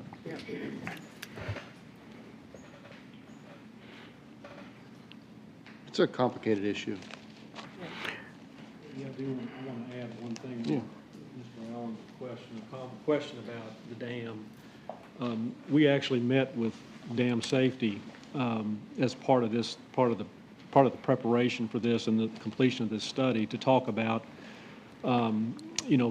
considerations for the future. And one of the things that we were advised is that the criteria for dams, Class A, B, C dams, and how you design spillways is going to change. There's going to be there's current regulation changes that are under consideration. And so like right now, regardless of that pending change, if you had let's say you had a Class B moderate hazard structure, if something happened downstream where you had development occur, the dam owner has a potential responsibility if that hazard risk increases because of risk to public health, safety, and welfare.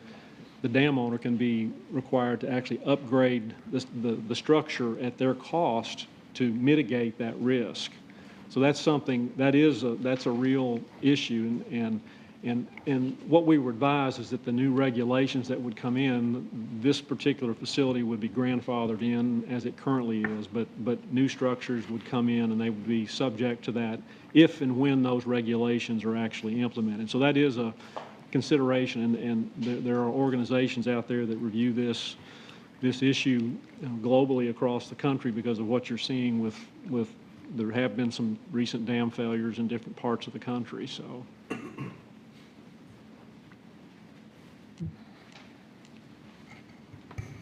Are there any other questions from the council? I know this is a problem that, I talked with Mike on Friday, the problem is that you got so much water coming in from all different locations, and the problem is that we don't have a system in place to contain it. And so that's what the issue is. And so I think this is something where the council has to look at. We have a lot of other projects going on and other issues, but this is something where we got to really do a little bit more research on and see what's the best avenue that we need to take to try to mitigate this particular problem, and also look at problems even throughout this whole system.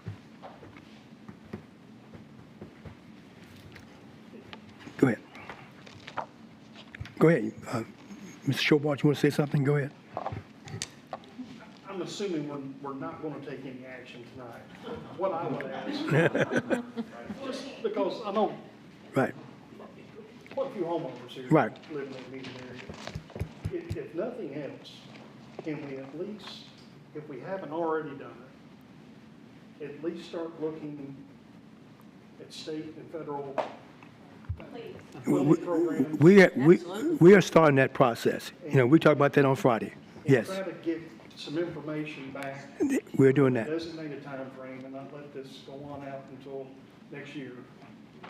We have a designated, whether it's 30 days, 60 days, or 90 days, have a designated time frame to come back and let us know what We we've been found. able to find. Yeah. Yep. That is in the plan. So we can keep moving forward. That is in the plan, yes. Then on top of that, Eddie, can go ahead and start on the, get that going. Yes. We want to get through this study first and give you all a chance to see all the problems that we uncovered in the study. Okay. Thank you. Okay. I'll give the disclaimer, and I know they're specifically through maybe the Kentucky Infrastructure Authority and other agencies. I'm certain there's funding out there, but there's not $14 million. So, I mean, I know we'll pursue as much as we can, but I think, you know, if the council is serious about this, there are other pieces of information that can come to the council. I know we're throwing a lot of things on the agenda, but, you know, if there's an appetite to listen to the full feasibility study of the stormwater utility fee, or if there's an appetite to have other conversations, we've talked about this before, we're working on getting a fiscal agent before the council for approval. So those other mechanisms of funding, you know, are going to be coming back as well for either recommendation from the finance committee or just for council discussion. So just keep that in mind, and if you have questions moving forward, let the mayor and me know. There was one other item. If we can, once you said it, I just completely missed it. I think we gotta have, me personally, I'm not speaking for anybody else, I think we have to have more information on Stormwater fee. developer impact fees. Yeah. Right. And hopefully sooner rather than later. We are working on that. All right. Man, Michael, thank you so much for your diligent work on that, and we are starting it. So, Mr. Hightower, you're going to go in and start the process of work on that channel. Yeah, we're going to. And start that process and keep us in the loop so we can keep the residents in that area when we're going to start and keeping them updated on what with that. Okay. Okay. Next we got council committee meeting. Reports, meeting reports. We have fire, and so.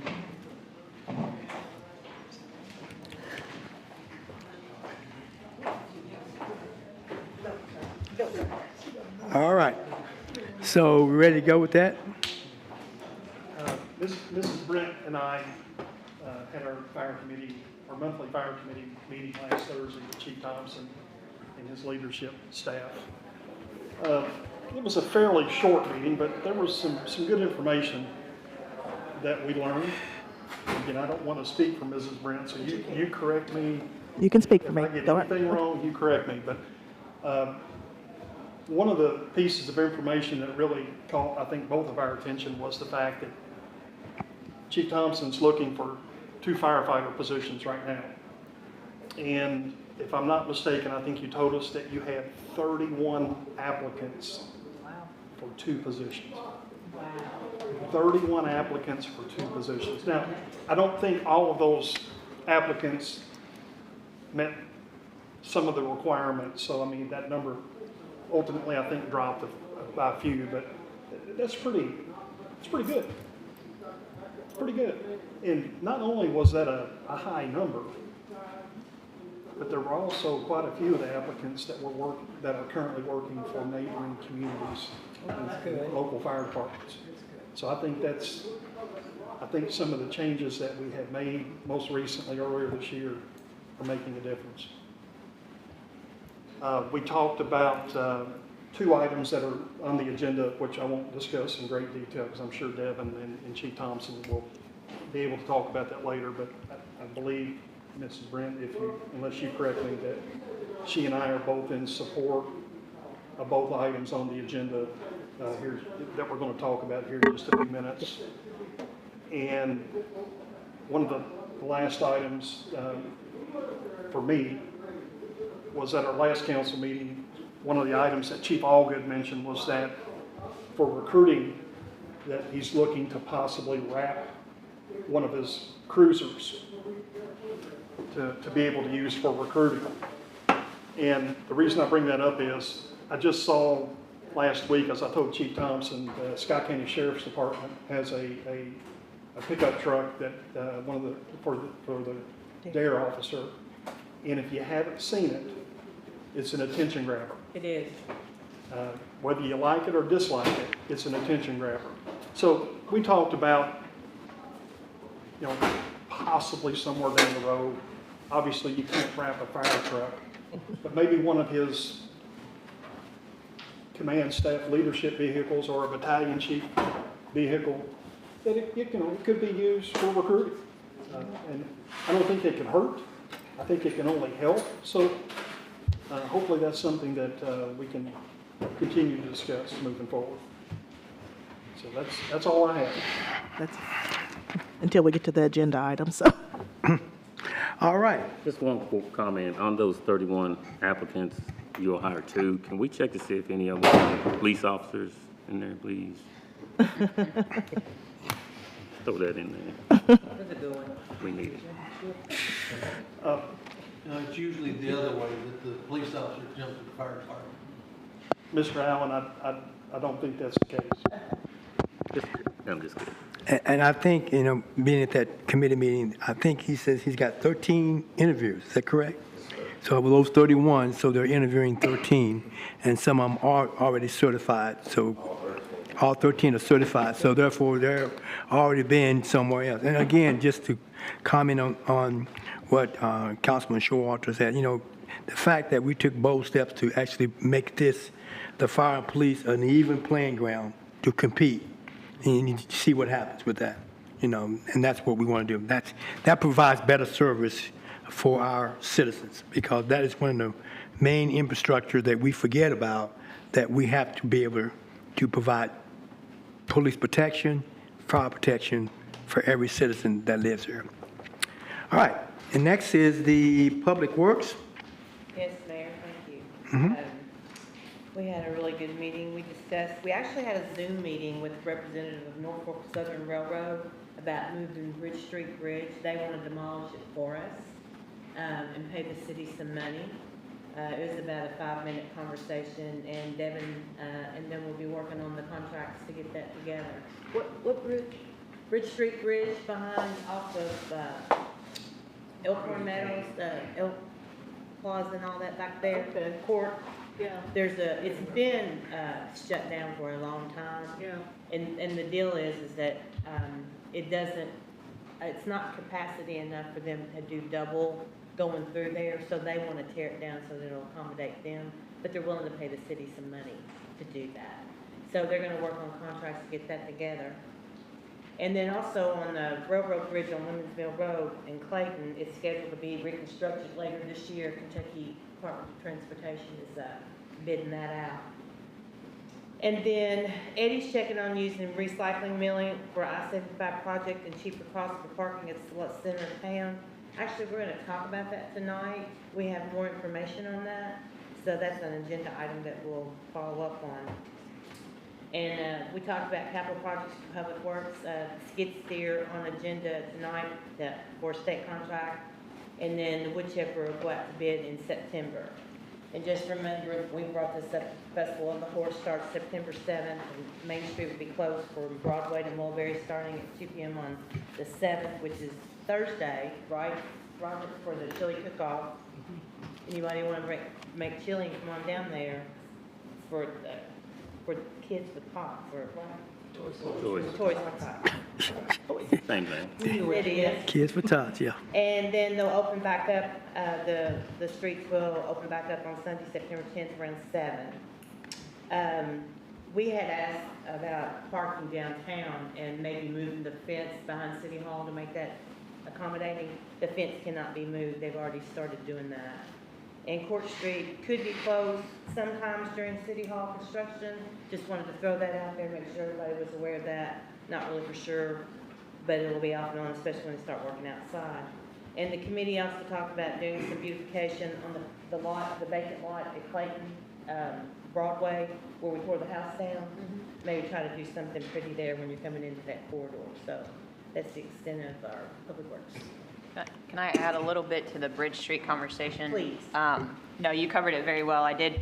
Norfolk Southern approached the city about this. They've actually been in communication with the city a lot since its closure. I think it's been over 10 years at this point. Robert, you might remember. But if you've ever been out there, it's in very bad shape. It doesn't meet their specs now, but it's also an attractive nuisance, and it draws in a lot of activity that probably shouldn't be going on, and it really just isn't a safe structure in the first place.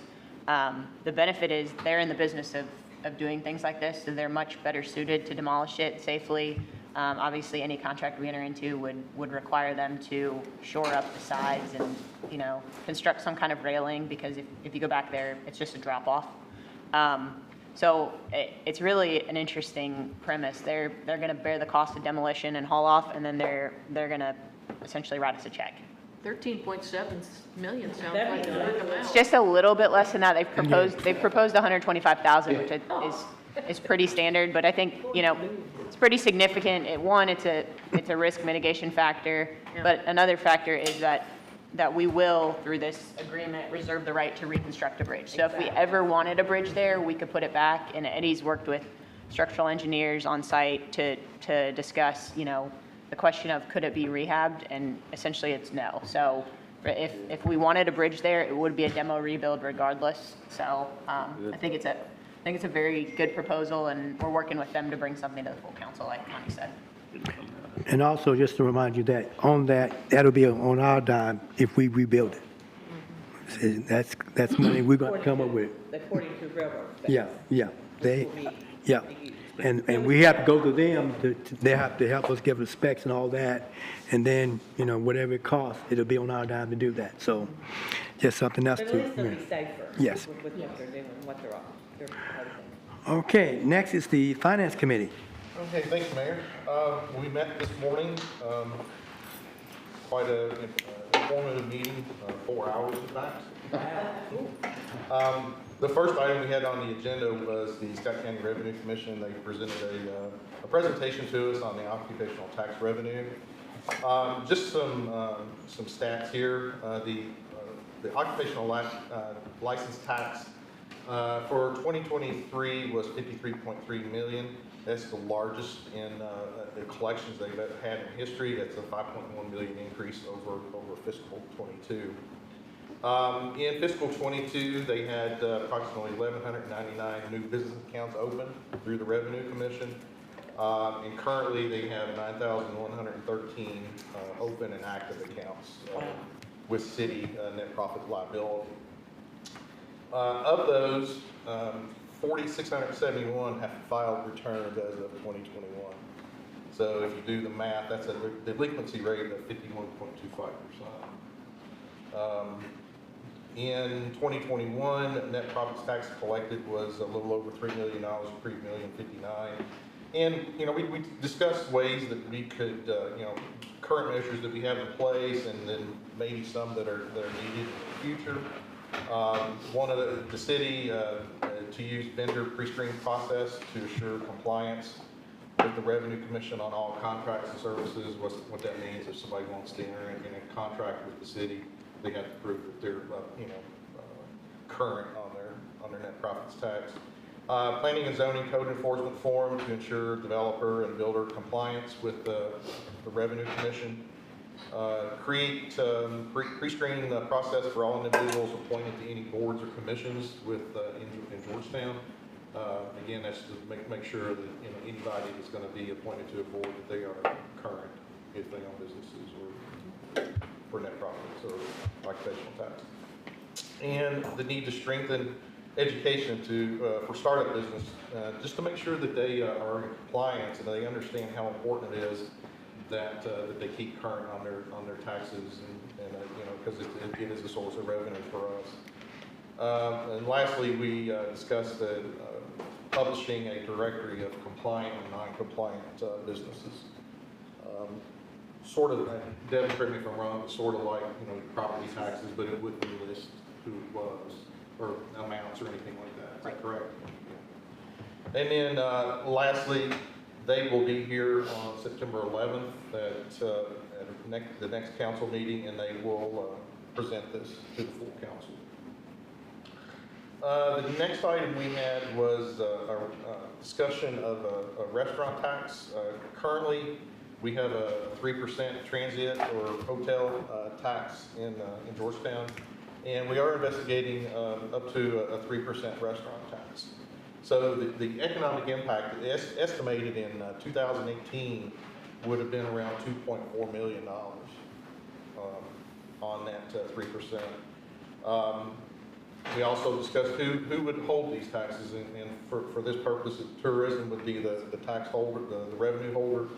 And then we would also look at, plan to form a quality of life grant committee to review community requests for funding, such as things for parks and other items.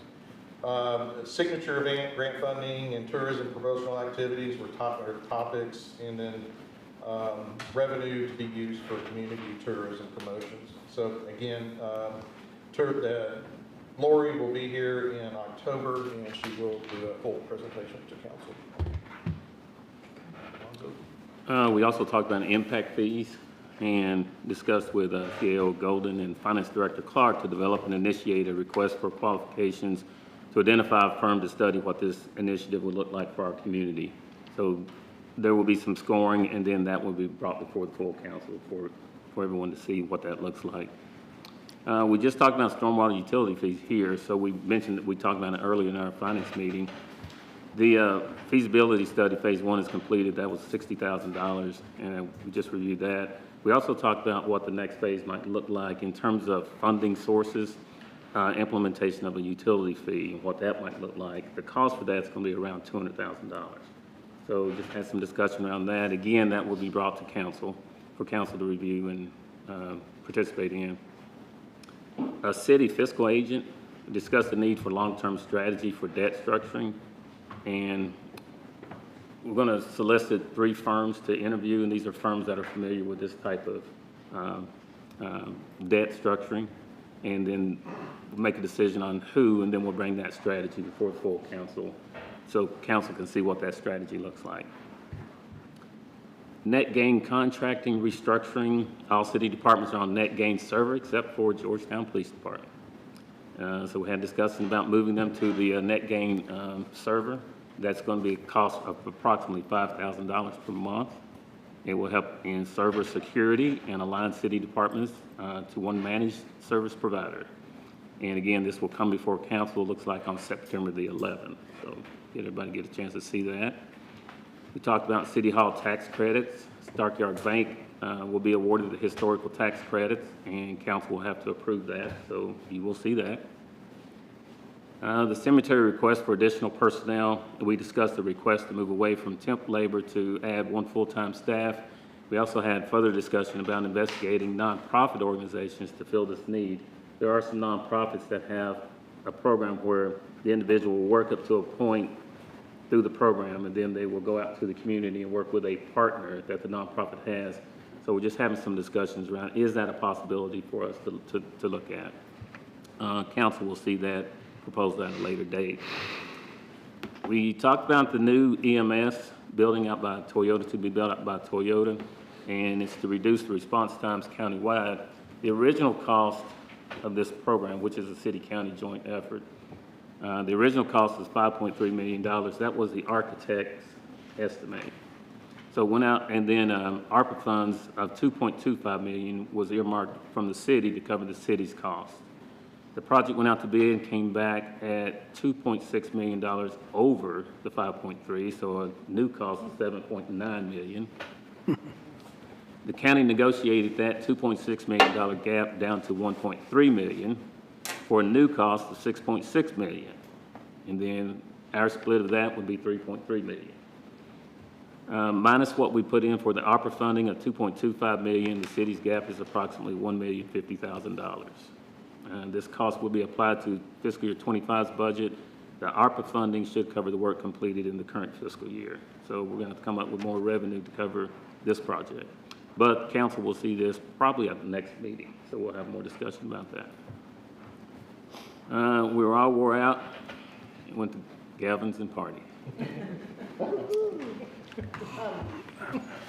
Mayor, could I ask them a question? There is so much in this report. If you all could send the notes to us, that would be really helpful, because there's a lot to chew on there. Thank you. We will. Yes, we talked about a lot of things on revenue and how to do that. And as you can see, that it's a lot to take in, but we're going to do our due diligence to do the best we can to mitigate as much of the financial burden on our budget as much as possible. So, and If I can ask one question on the net gain storage. Nick, link NCIC, very stringent.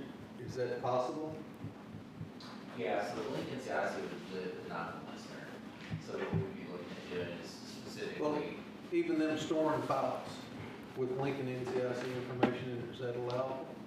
so all of the stuff that we would store Lincoln CIC wise would fall under Aegis, which is not something that game would be connected to. Okay, that's what I want to make sure of. Okay. all right, thank you. Next on the agenda, we have the GMWSS. And Chase, you got two things, Water Solution Unlimited and Judy Construction. I guess we'll let you do them both, and then... Yes, sir. And then we can go from there. First, as you said, Mayor, thank you. Water Solutions Unlimited, this is a purchase order for $12,375. This is for 4,500 pounds of sodium hypochlorite, which is our primary disinfectant at the water treatment plant. This is being purchased through our annual unit price bid contract, so this is a bid price. In addition to our bid prices with such the fluctuation we've seen over the last few years and everything we're purchasing, we also call pretty much any time we're making a chemical purchase, we call around and make sure that we're getting the absolute lowest price we can. So that's the first one. Second is the monthly pay app submitted from Judy Construction on wastewater treatment plant 1. That is in the amount of $1,185,897.46. This is for work completed in July. We are at 57% on our work, our budget complete on our budget spend. 35% of that is at the actual work complete that we've seen in the field, as we can judge work complete versus the entire project, with roughly 22% of that being stored materials. Also of note, just to show council and our customers the progress on this without having just numerous people come out to a very busy construction site that presents a few safety problems we are working on, and we've begun work on a video update that we're going to do, and we can do this periodically through the project. It's going to involve photos, videos, and some drone footage that we'll have commentary with. So we have begun on that. We're doing just some kind of rough draft flight patterns with one of our employees that owns a drone. And then when we get a good idea of what we need to show to the public, what's going to be best presented there, Georgetown PD has offered to help us out because they have the better drone than we have, and they've done that for us before. So we're looking forward to that, and we're going to make that something very informative, very nice for council's use and for the public to see where their rate money is going. So those are the two purchase orders we have, and happy to answer any questions. And 2026 is the predicted end time for the construction, is Yes, that ma'am. correct still? March of '25 is the important date. Okay.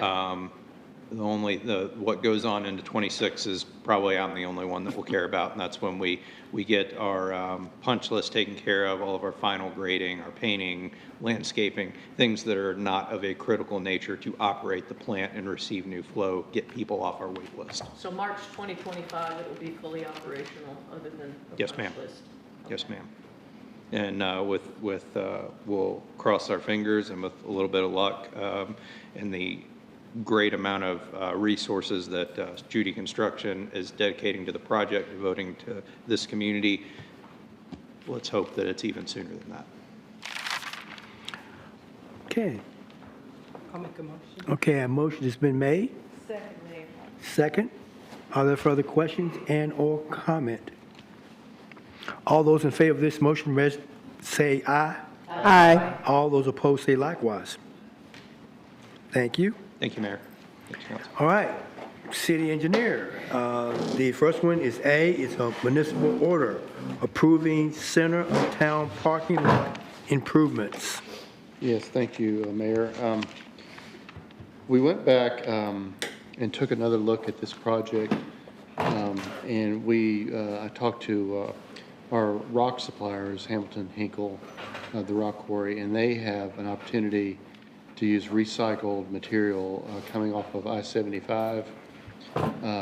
And so we can get it at a greatly reduced cost. So the first option for 25,530 is an all gravel parking lot option. We would do all the labor, the city would do all the labor. So it would be considerably more expensive if we had to, completely sub it out to a outside construction company.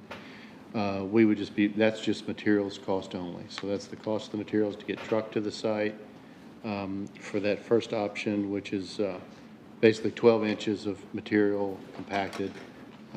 So it's a 12-inch thick surface for parking, but it is not paintable, and it's going to be gravel. That's the first option. The second option is using the same gravel that we get from I-75, and we would do all the work to get that first 9 inches down. And then we would bring the last 3 inches, it would be recycled blacktop. So it would look like blacktop, and you could paint it, you could paint the parking stalls, and you could have it would look, it's not a finished new surface, it's a recycled material. So it's much cheaper, but that's the option too. And we would have our Hamilton Hinkle's people roll it in and work in the blacktop, or the material, it's recycled blacktop. And so that's the second option, 33,502. And I did add a 20% contingency for unknowns onto both, so we expect it to come in lower, by lower than those numbers that I have presented, since it is a material purchase contract based on tonnage. So those are the two options. How many additional parking spaces will it be? That's a good question. I haven't done a layout yet, but it should be significant. It's about a half an acre of, but I can get you that number. I'll get you that number. And so if we did just the gravel option, what was the cost of that again? It was, 37.5? no, that's the second one. That's 25. 530 to be exact. That's with a 20% contingency. So I added that. I always like to add that on these unit price contracts. And so if we did the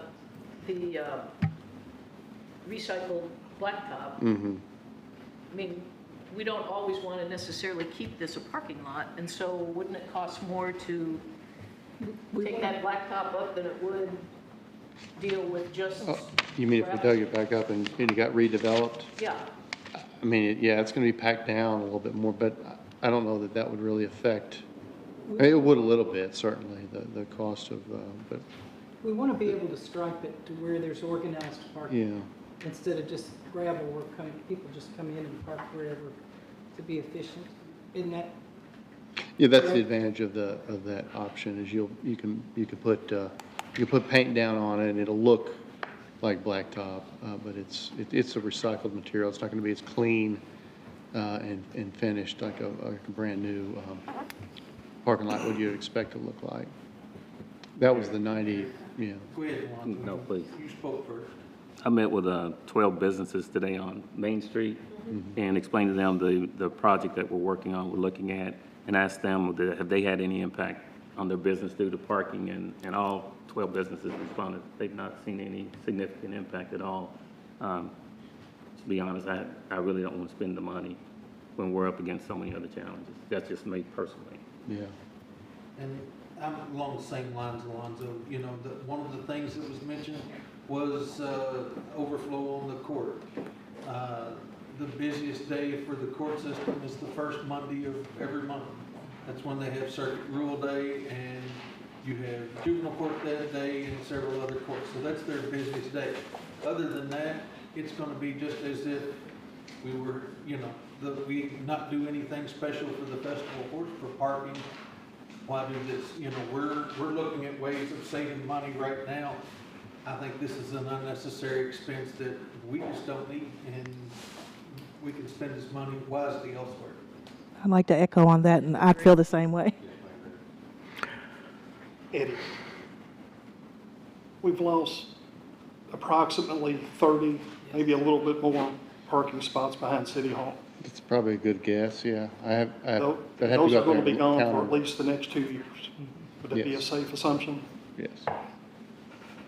You've got the pavilion that's getting ready to be under construction, so that's going to take spots away as well. And then I believe the new Justice Building is going to be under construction fairly soon. And if you've been around Washington and Water Street, the parking there, where are all the construction folks that are going to work on that project on the park? You know, I don't want to. Huh? All down on Water Street. There's a lot of empty space down there for them to park. Well, there's really not. We got a problem with Water Street when Galvin's, you're parking on both sides and then traffic's coming in and going out. That's dangerous. It's not wide enough. You know, I'm talking about down past Washington Street. Oh, excuse me. The issue is that we haven't felt the impact yet because they're not fully under construction yet. So trying to head it off the pass, you may not have any complaints right now, but by the time you mark off 30 to 40 parking spaces, and then you're under construction with the pavilion, there's going to be issues, and then you're going to block Court Street every now and then. You're not going to know when that's going to happen. So right now, they don't have any issues with the parking, but they will, because there's a lot. Mayor, could I?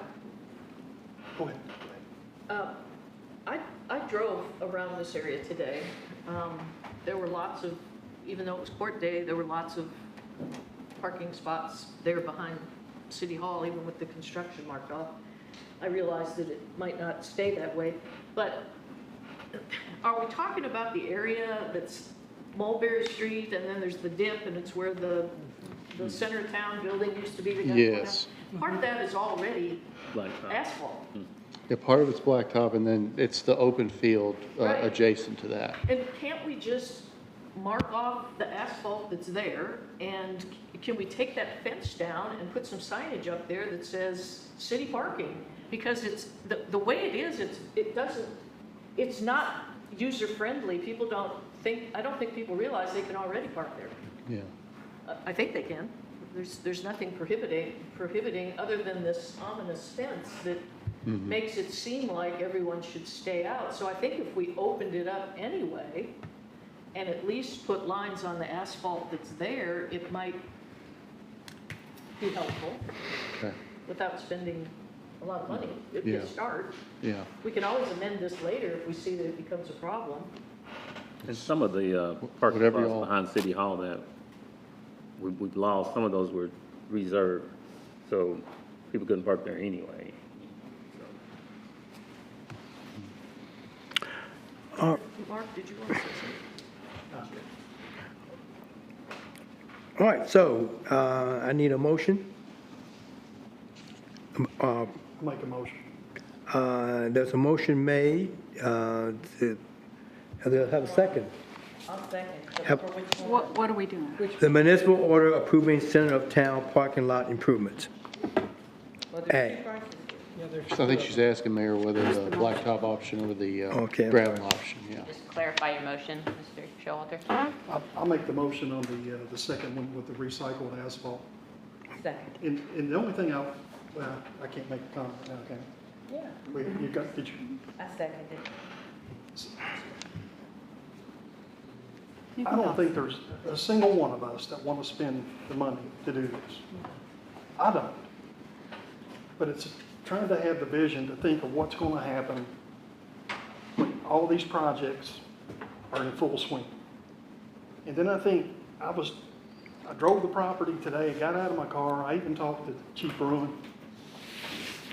You got to think in time, if cars are parking on the grass and there's rain or if there's snow, and then that grass ultimately is going to turn to mud. And it's, again, we don't all have to agree, and that's okay if we don't. It's okay. We have different ideas, we have different opinions, and we have different visions. But, Connie mentioned it, that we might not have heard yet, but in time we're going to. And it's just trying to be proactive. And again, I don't want to spend the money. But we all, at any time during the day as we drive up and down Main Street, parking's tough. And if we're not chalking tires and putting time limits on people to where they can park and how long they can park, what incentive do people have to get in their car and move their car? And it's trying to be business friendly and just, again, we don't have to agree, and that's okay if we don't. I've been doing this long enough that each of us have our own opinions, and that's okay. But this is something I feel strongly for, and somebody else could be strongly against it. It's okay. I just feel like that utilizing a piece of property that's sitting there and the fence is ugly, and to have extra parking downtown is not going to hurt it until we do decide to maybe do something else down the road with it. But it would be utilized. And we will have issues with parking. It hasn't compounded yet. We're kind of, the festival, of course, is just one thing. But it will. We will have issues. But, we all have opinions. Right. Regardless of where this goes, I don't know what traffic committee hears about it, and I won't say I've heard as much about it as I used to, but we at City Hall used to hear an awful lot about downtown parking, and I don't know, we've had the conversations, where the old Red State building was and where the KU parking lot is, and we brought some of those drawings to council just for consideration. It never really went anywhere, but with the development on Water Street and other things, it is something that has come up to City Hall personnel, whether it's more, centralized to the Water Street area or not. I don't know if traffic committee hears about it absent the City Hall project. We hear about parking, but we also hear about, there's several things. I didn't get to do a traffic thing, but I will hear in council comments. But parking is an issue. And here's the thing, I don't even know if Eddie mentioned this or not, but is the rock being donated? No, it's a significantly reduced price per ton. Okay, because it's recycled over but there's still trucking costs, and we can't get it for free. I wish we could. But it is a significant. Yes. Because you can stripe it, you will be able to utilize it. And I think you could probably get 30 to 40 parking spaces. Because Robert and I talked about that at Public Works the other day as well. That 30 to 40 more parking spaces downtown, when you're eliminating 30 to 40 parking spaces behind City Hall, that's going to be for a couple of years. And then you're looking at the Justice Building. So, yeah. I counted 23 parking spaces behind City Hall. And I was down today on the south side of Main Street behind the buildings, and there was 30 or 40 open spots down there that are free parking. Where are that? Go right down Court Alley. down behind Doug Smith. There's Yeah. 30 or 40 spaces that's open down there. There's 3 different parking lots. There's over towards Constitution Alley. There's a lot of parking spots over there. And several of the business owners had pointed that out to me. I didn't even know that was him over there. So I walked over there and there were several. And maybe some better parking signage would be helpful. I think Lori's worked on that before. You mentioned it to her. Tourism is the parking.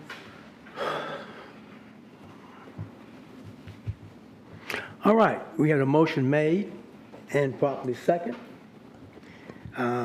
All those in favor of the motion signify by saying aye. Aye. Aye. Who's the ayes? One, Raise your hand. 2, Yeah. 3. All those opposed? No. No. Raise your hand, please, like a no. Okay, motion fails. Could we look at the option of what Councilwoman Hambrick brought up about striking that area that's already blacktop? Could we get a cost on that, Eddie? I beg your pardon, I'm sorry. The blacktop area that Councilwoman Hambrick brought up, can we get a cost on? Are you talking about the part that's already surfaced over there, the same area? Okay. Can we get a cost on that? Yeah. Just, I'd like to add one more comment. Just, again, it's overdone. This is,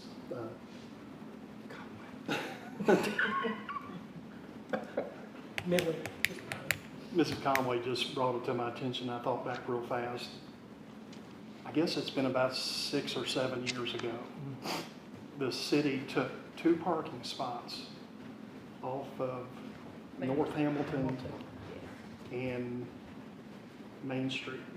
Yes. And I'm not exaggerating. You don't have to believe me. That's fine if you don't. But I remember the grief we took in taking those 2 parking spots. You would have thought that the world was coming to an end. And I get it, because the downtown merchants need foot traffic. I get it. But I just want to remind you that it might not be an issue now, but hopefully it won't be, but don't be surprised if it becomes one.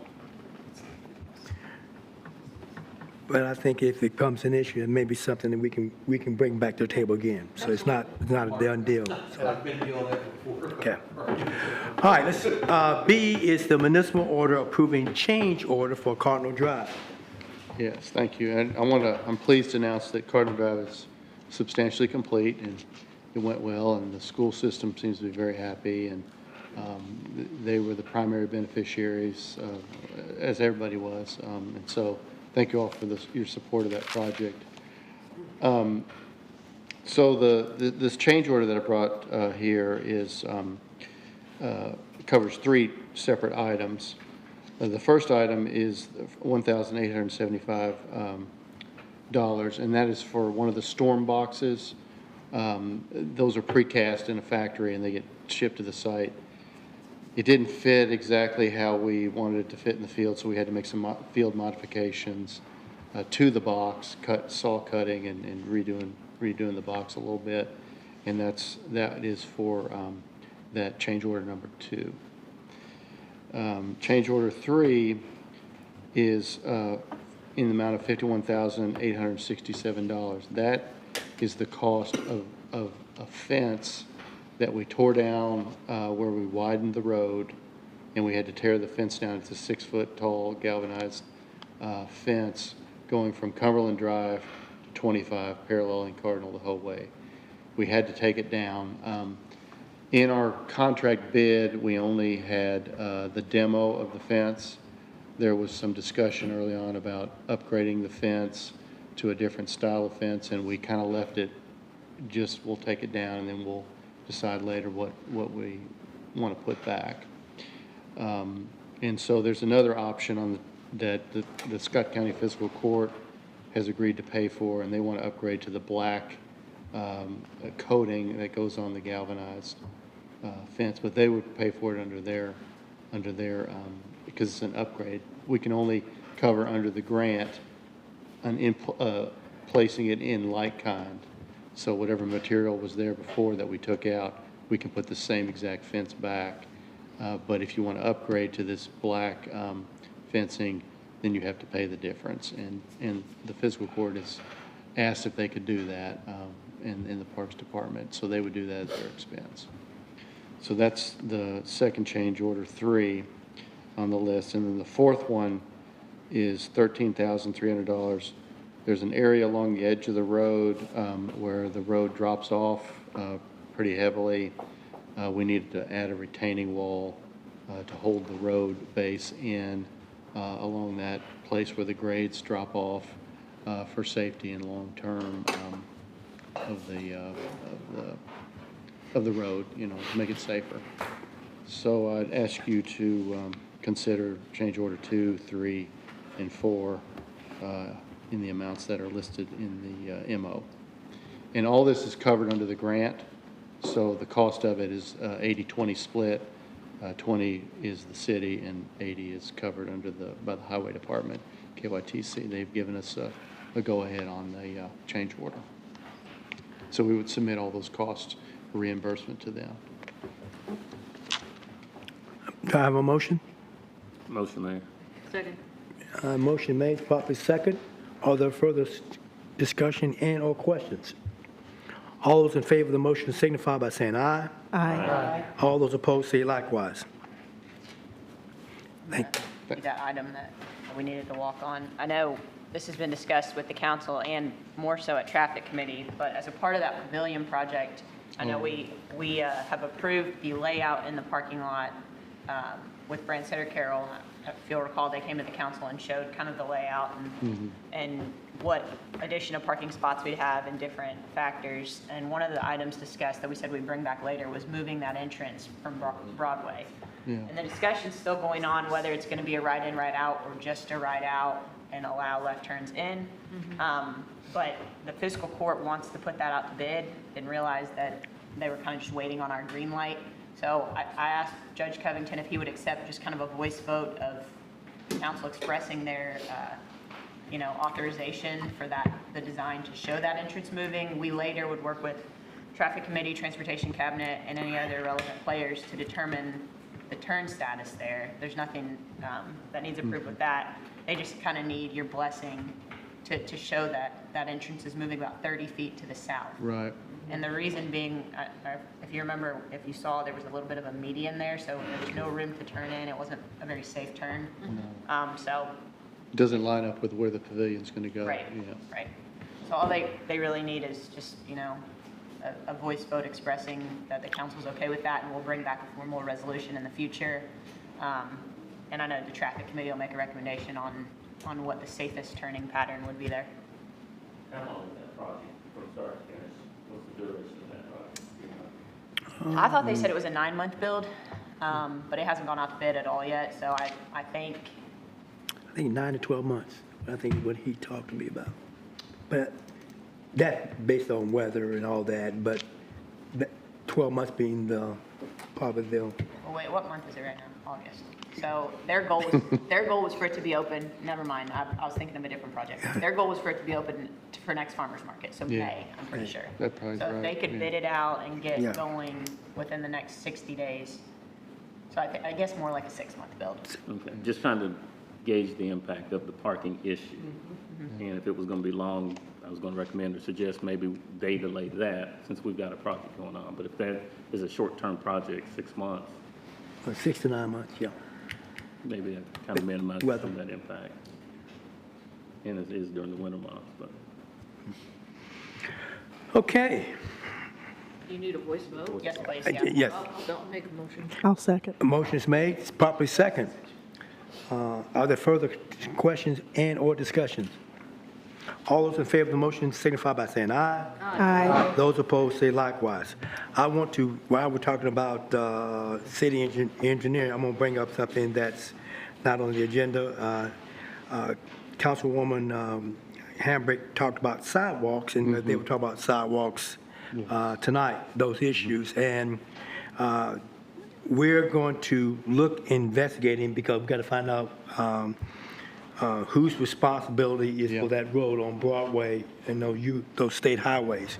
Is it ours or the state? Do we have to make sure we follow their protocols in doing that? So we're going to look into that, and then once we look into that, we hope to bring something back to you and hopefully be able to answer the citizens' question on fixing those sidewalks with the 50/50.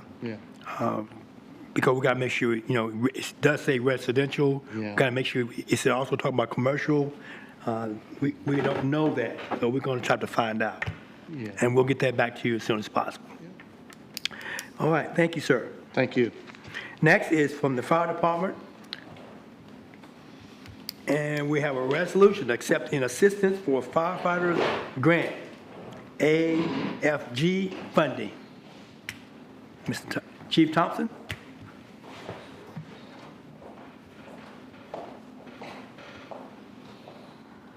Mayor, council, again, thank you. We got some free money. Yeah. It's a good thing, right? All right, not quite there. 13.7, let's do it. So Assistant Chief Seth Johnson worked on this grant, the AFG grant, for a new cascade system.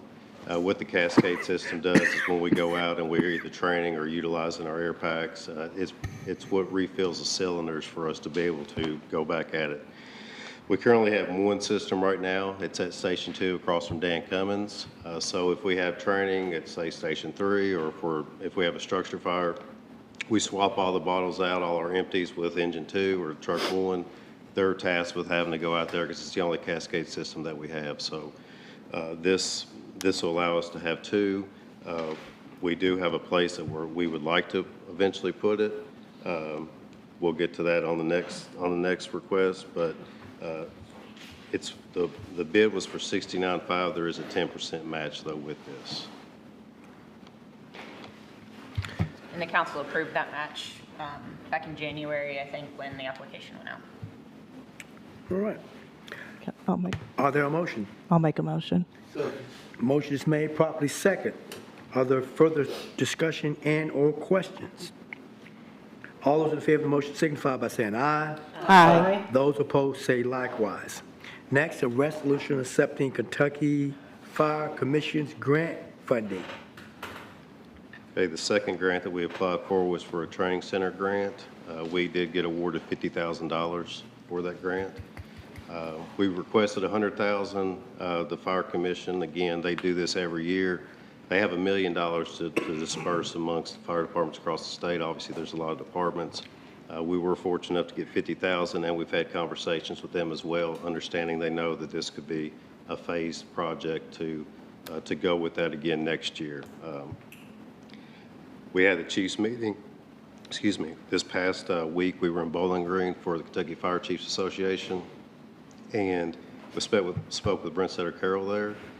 They actually are working with Bowling Green Fire Department on a consulting basis to help out to making sure, like what Ms. Golden was discussing before, just the preliminary type stuff. So we've had conversations with them.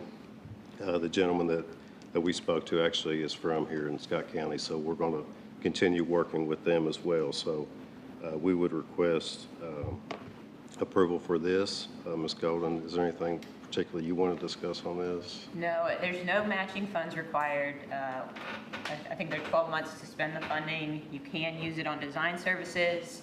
I know there have been questions about defining the need, and I know that Chief Thompson has put together a great committee to work on what the need is, but also what kind of functionality this building would need to have. So I think having that committee working with an architect or engineering professional to make sure that, one, the building actually meets the needs of the department, but two, it's structurally sound and is going to be a building that will provide training services for years to come. So I think the $50,000, this is a great phased approach.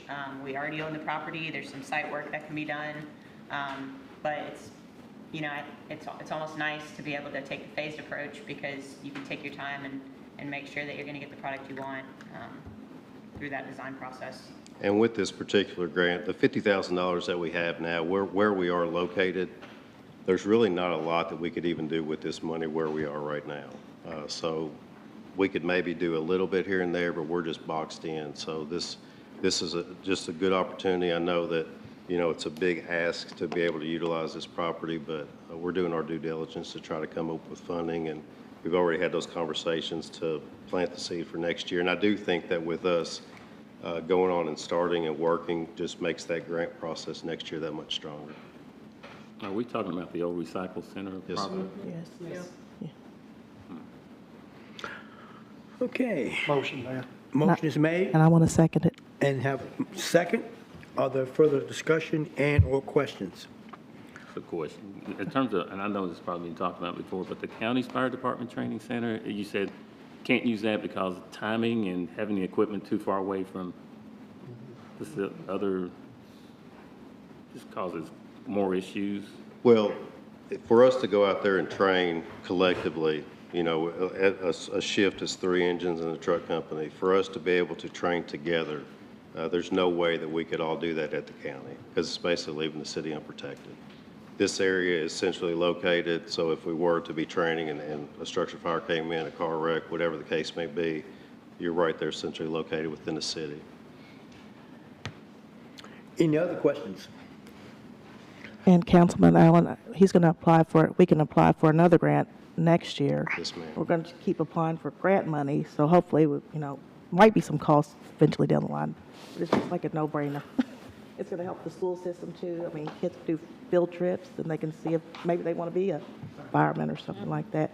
Boy Scouts, Girl Scouts, so it's a good idea. Yes, ma'am. And we would honestly, I mean, with police, EMS, there's an opportunity for multi-company or multi-agency disciplines. We do a symposium every year. It's a very well-attended thing that our department puts on, our union.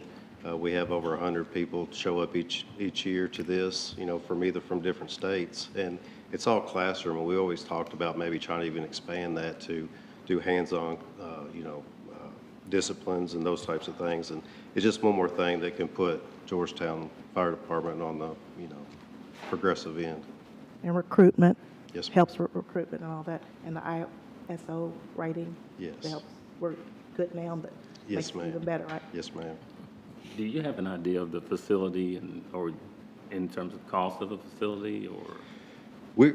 So we've had, Versailles is one of our departments in the Central Kentucky Chiefs area that we're pretty close with. They got a $150,000 grant a couple of years ago, and they did something similar to what we're looking at. Using these cargo containers is pretty much the way to go right now. It just makes a lot more sense. I think I may misspeak right now, but I'm pretty sure the county's training center, when it was built, was almost $1 million. Now, that's because of the way that it's constructed. There's a company that comes in. We've talked with some companies while we were there that do this. It is very expensive for a turnkey operation. With this particularly, us utilizing cargo containers and doing something similar to what Versailles did. And it's actually what Scott County, when they're expanding their center, they're utilizing these cargo containers. So there will be some things I think that we could, we may have to farm out to get some people to help us with. Our guys are excited about this. Behind Station 3 where we are right now, outside of stacking the containers, our men and women did everything with the center, and they're proud of it. It's what they want to do. Now, I don't want to burn them out by any means by, expanding this and making something that much bigger.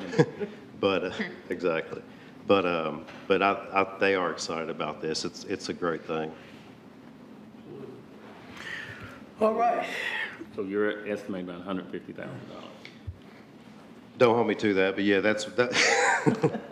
that is what Versailles. Yeah, and that's a fair question.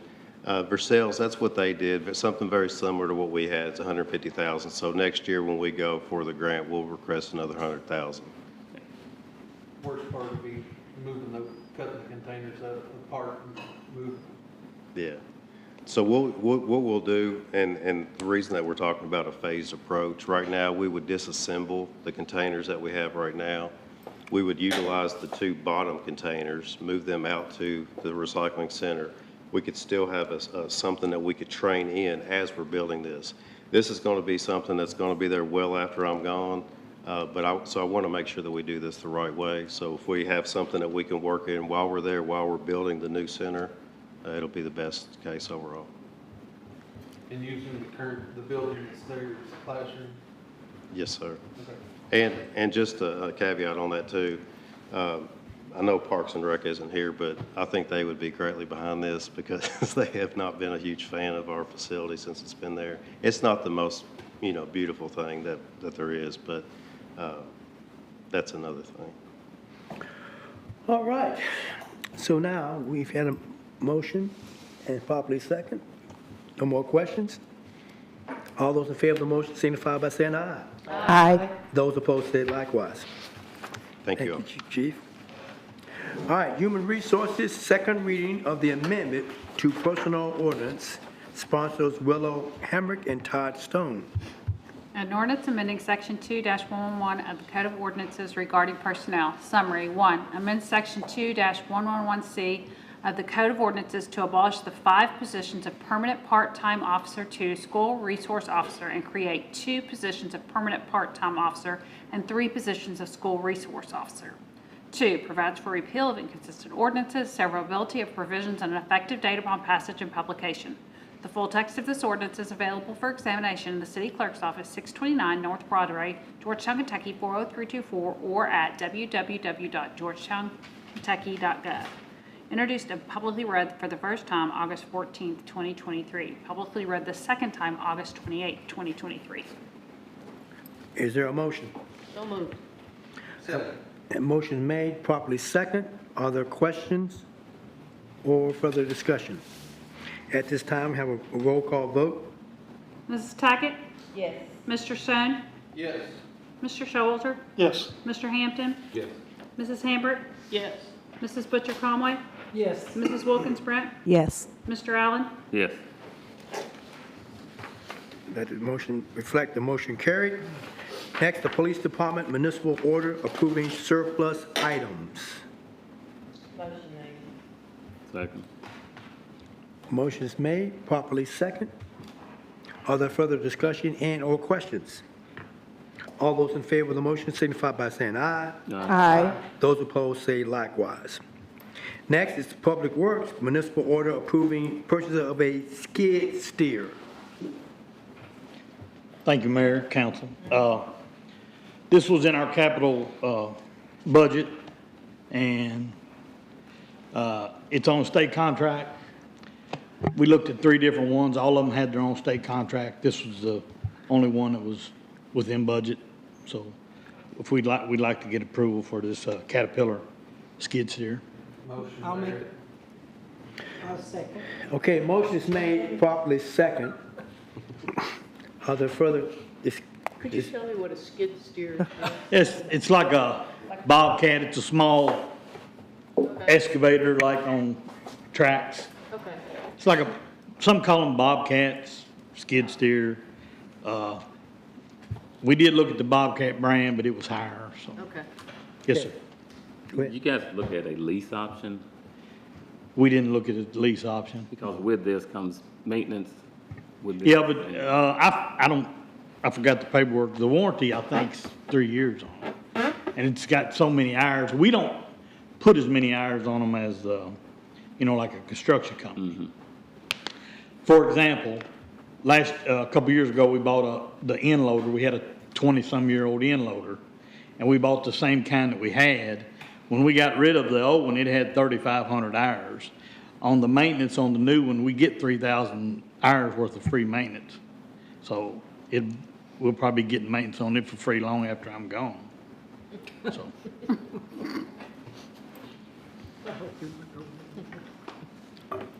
Any other questions? Did that answer your question? Not really. Well, no, to answer your question, no, we did not look at it. I'm just curious what a lease option would look like compared to paying out the $73,000 for this piece of equipment. I would have to do research on it. Didn't look at that, Alonzo. I would, I mean, we've never really looked at anything like that, or something like this. All right. Are you in need of it right now, or would you have time to look at a lease option?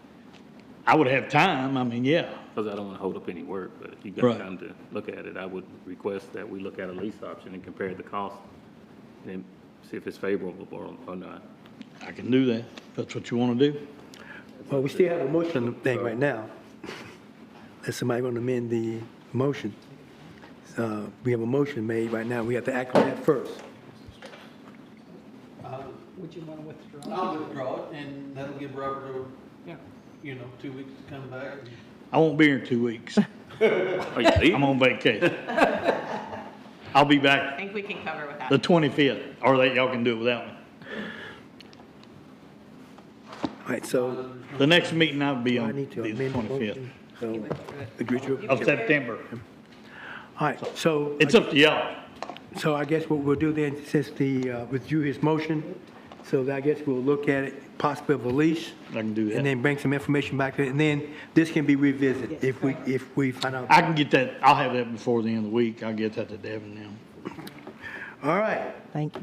Next, we have council comments, and I'm just going to start on the end. Ms. Tackett, I'll start with you. I just wanted to bring up a couple of things that we had talked about in traffic committee. Right there at the Colony, coming out on 25, it gets really backed up. And when you come down through there, and if people want to turn left, and there's a lot of traffic coming, people who want to turn right can't.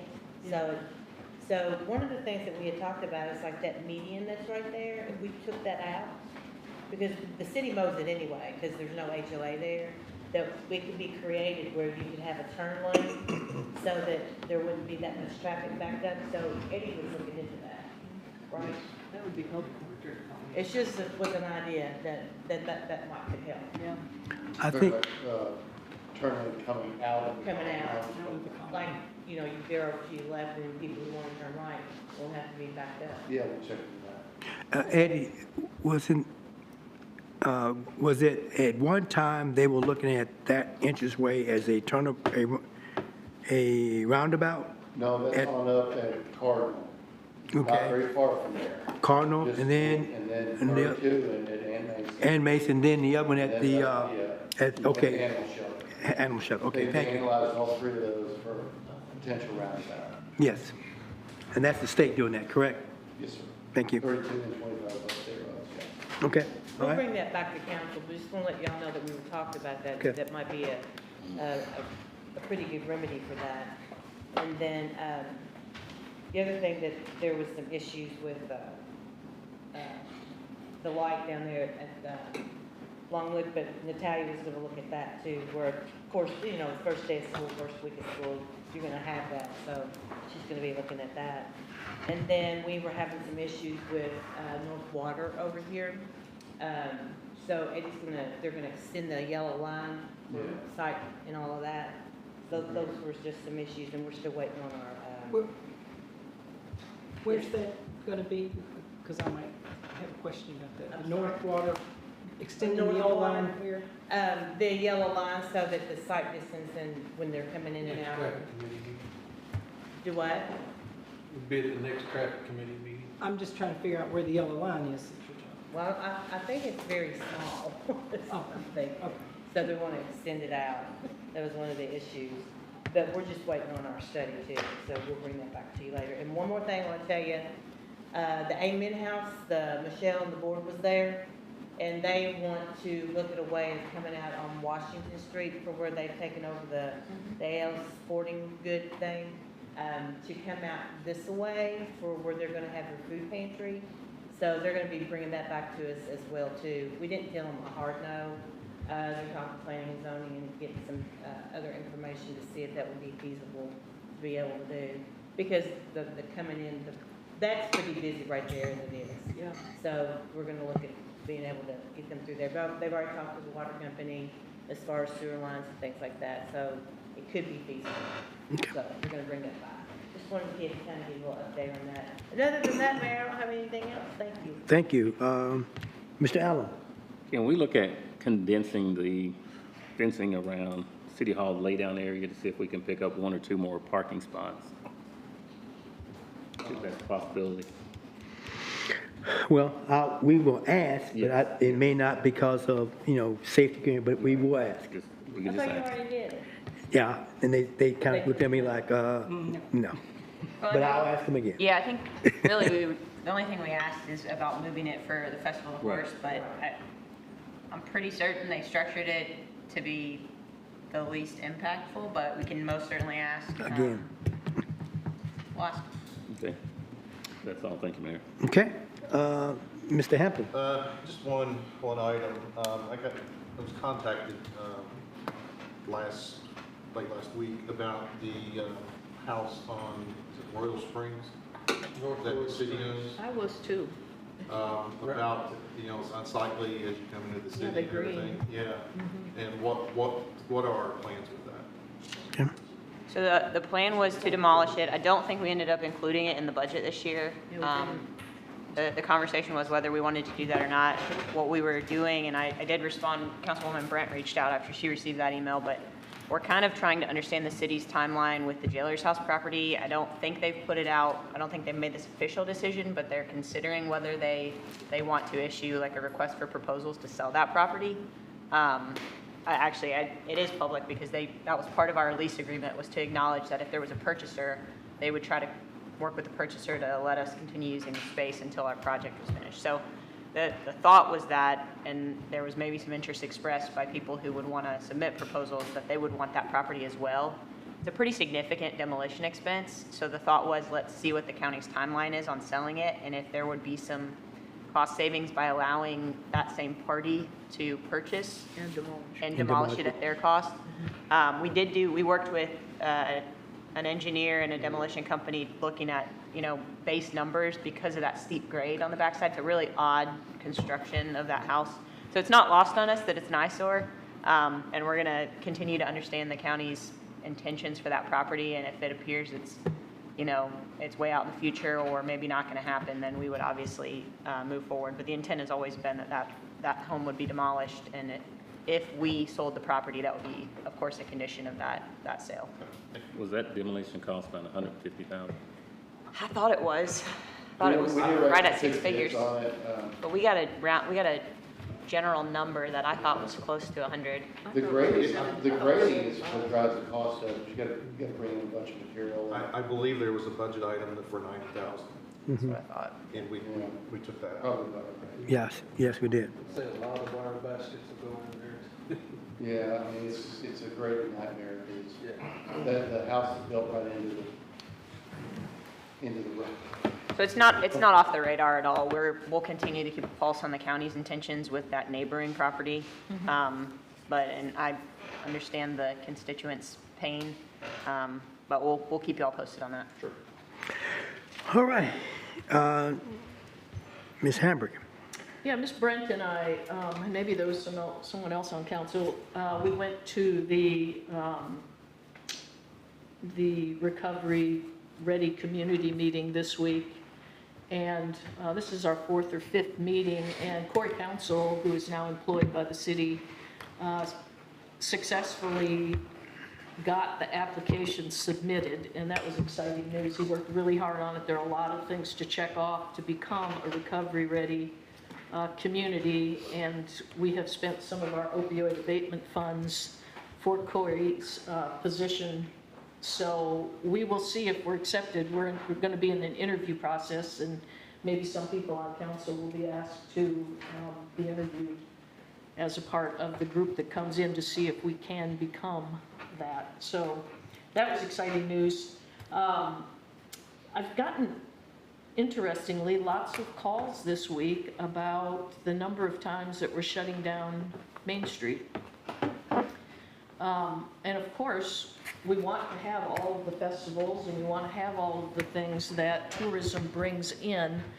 But some of the calls that I got this week were about car shows. There's 6 of them.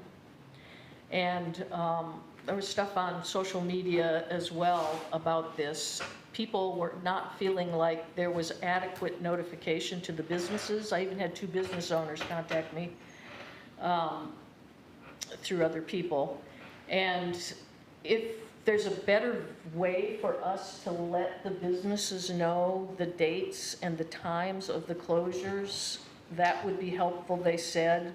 Also, at least one person had parked there, had no idea, came out from work at 6 o'clock or 5 o'clock and couldn't get her car out.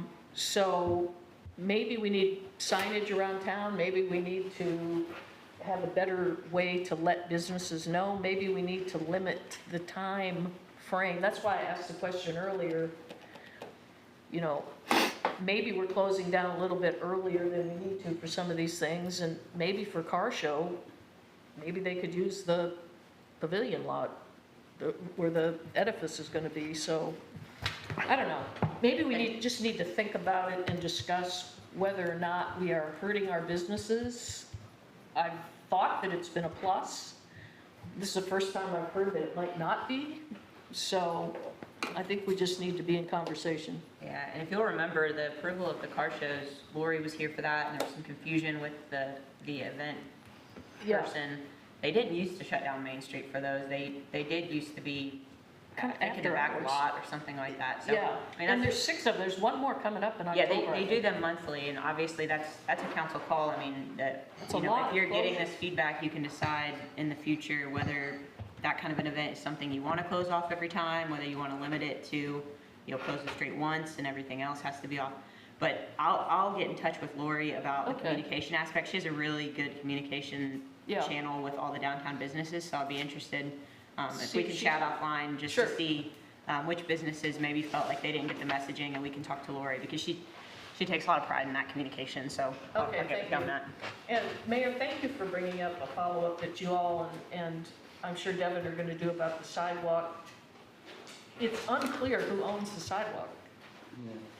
The side, right? It is, it's confusing. It's very confusing, and we have an ordinance, but is our ordinance the same for residential properties as it is for commercial properties? And if you look at the segment that is being under discussion there, It's commercial. it's commercial, and did you say today on the phone when we were talking that it seems to you that the state owns the sidewalk up to the point where the commercial building is? Yeah, most of the time, that's the case most of the time. You have to pull the records and check, but yeah, usually the edge of the building is your, If so, we need to get in major conversation with the state to see if they I'll do that, can pay for the sidewalk repair. Well, and to that point, I mean, our code's clear, the property owner is responsible for maintaining the sidewalk, so I want to make sure that's It out is, there, whether it they is. own it or not, they're responsible for maintaining the sidewalk in front of the property. You know, the intent, I don't think it says it in our municipal order approving the sidewalk cost sharing program, but I believe the intent was to defray the cost for homeowners, residential homeowners, as opposed to commercial property owners. That's a policy decision. If the council wants to apply it to commercial properties, that's another conversation, but in terms of where it's state right-of-way, you know, the city street sidewalks are city right-of-way maintained by the property owner, and I would argue it's the same for state right-of-way. So the question then becomes, what kind of permits, if necessary, do we need to get to engage in the cost-sharing program? What kind of partnership is the state going to offer? So I know Eddie has a really good contact with yeah, that. I'll be checking up with JOTC on that. Yeah, and all of the things that they put in there, Hopefully, I should be able to report back to the next council meeting. that'd be great. All of the telephone poles, you can go there and look at it. Everything that's been pounded in there has absolutely Yeah. destroyed the, Yeah, these utility companies, they do a number on the sidewalks Yeah. sometimes. so thank you. Sit here. Okay. Mr. Stone? Thank you, sir. I've got nothing tonight. Uh-oh, that's scary. Ms. Brent? I want to thank Mr. Mitchell for coming out, and I know you didn't have a lot of time to speak, but feel free to get an appointment with the mayor, because I'm sure you're part of this community, and we're open to ideas, and I'd love to meet with you some more on what you brought. You are now part of this community, now that you're from Florida, and we appreciate you coming down, and we want to get more young people involved in, government or whatever. So thank you for coming out. I don't even know if I can say this, when we were going through the parking lot bit, and I know it may come back to the table, I'm just curious if the county would be able to maybe pay for part of it too. No, I'm a county employee, and I mean, we all use, city and county both use both parking lots, so I mean, we could ask maybe. They got plenty of money. Don't say no. Just wondering. This- I've got to ask, I'm learning. Yeah. No question is dumb, right? I'm learning, so can we maybe put that out there, just see? Okay, That's all I have. okay, I will ask. Thank you. Okay. Ms. Conway? What I was talking about was, a lot of people are complaining as they are leaving, let's say, Save-A-Lot, and they're on Water Street. and, you know, you've got the turn to go on to the beautification that we did with the rock wall and all this. People are parking because of Galvin's on the side where your office is now, and they're parking on the other side where the dentist is. Yep. And people are having to back all the way up if somebody comes in. There's not enough room for Both sides, yeah. both sides, plus traffic going both directions. So I'll come and talk to the traffic. But I'm, be like taking your children. Well, I'm just telling you, people complain to me, so I didn't know if possibly, that's the reason I was talking about the yellow line, I didn't know exactly what you were discussing there, because if you came back further to where the mayor's office is, with the big yellow line, and kept them from parking at that point, then the turning on toward West Main Street and the other way, and traffic coming in might be eased a little bit. They're just complaining to me about it, so I told them I would bring it up. Yeah, we've had complaints too. And the other thing is, what's the status on the cemetery wall?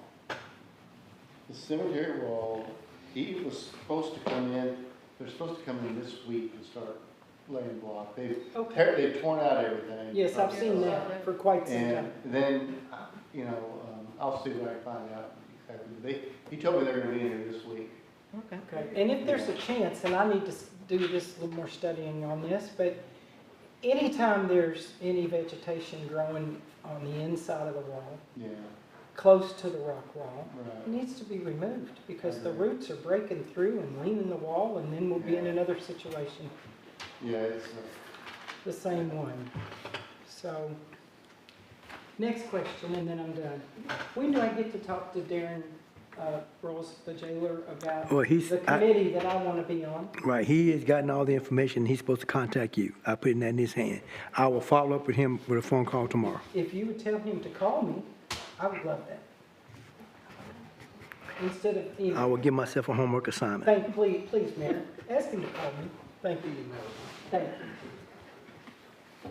Okay, that's all. Thank you very much. I like I've given you homework. I really like that. I got that explanation, I got it underlined 5 times, and I'm gonna get on that. Mr. Showalter. Yeah, I'm just one opinion on this.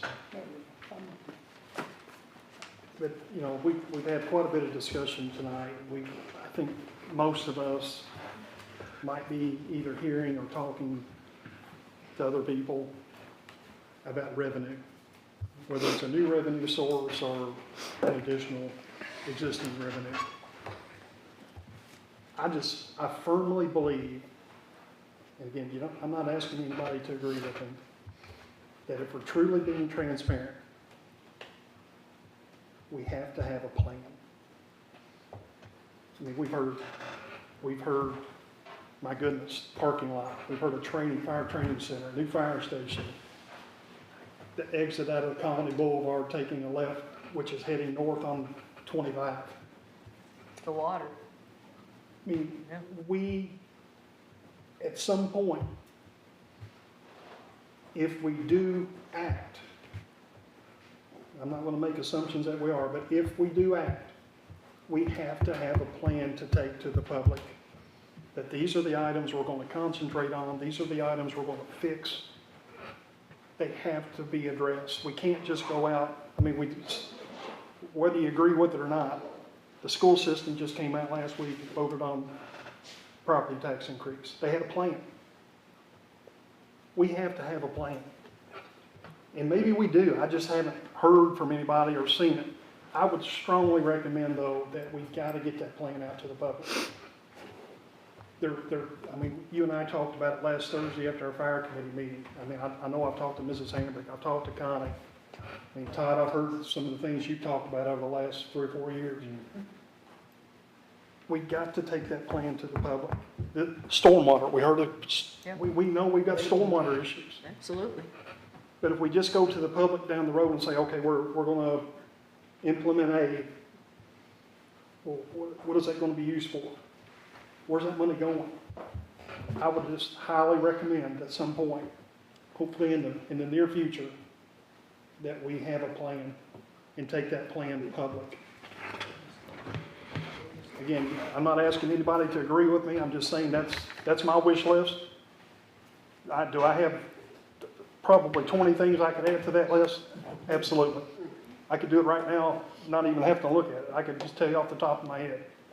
Each one of us, you hear from your constituents, we hear from all of our constituents. We see the North Water Street, we talked about that. It is bad. I mean, there's things that we need to look at. Again, I don't mean to be critical. I'll take the heat. I'll take full responsibility. I'm not placing blame. But that's just what I would like to see us do. Thank you. Okay. Mayor, before you go, adjourn, I just wanted to ask Eddie, because I had a call too, over in White Oak Village, the builder, the big mound of dirt, have y'all drove by that? No. Oh my gosh. Kings Mountain. I mean, it's huge. And then I don't know what you could do because he's building over there, the Acorn Path, where it's just construction and the money and everything. She just asked what can be done about that. And I took pictures. Have you had, I know, but it's. I know what you're talking about, I saw it when Okay. Just I'll speak just to, like something. I'll speak to planning and zoning, it's construction, new development, so they take the lead in that, and I'll speak to them. Just let me know so I I can will. let you know something. Thank you, Mayor. All right. Is there any other? This says we're done, so thank you very much. This meeting is adjourned.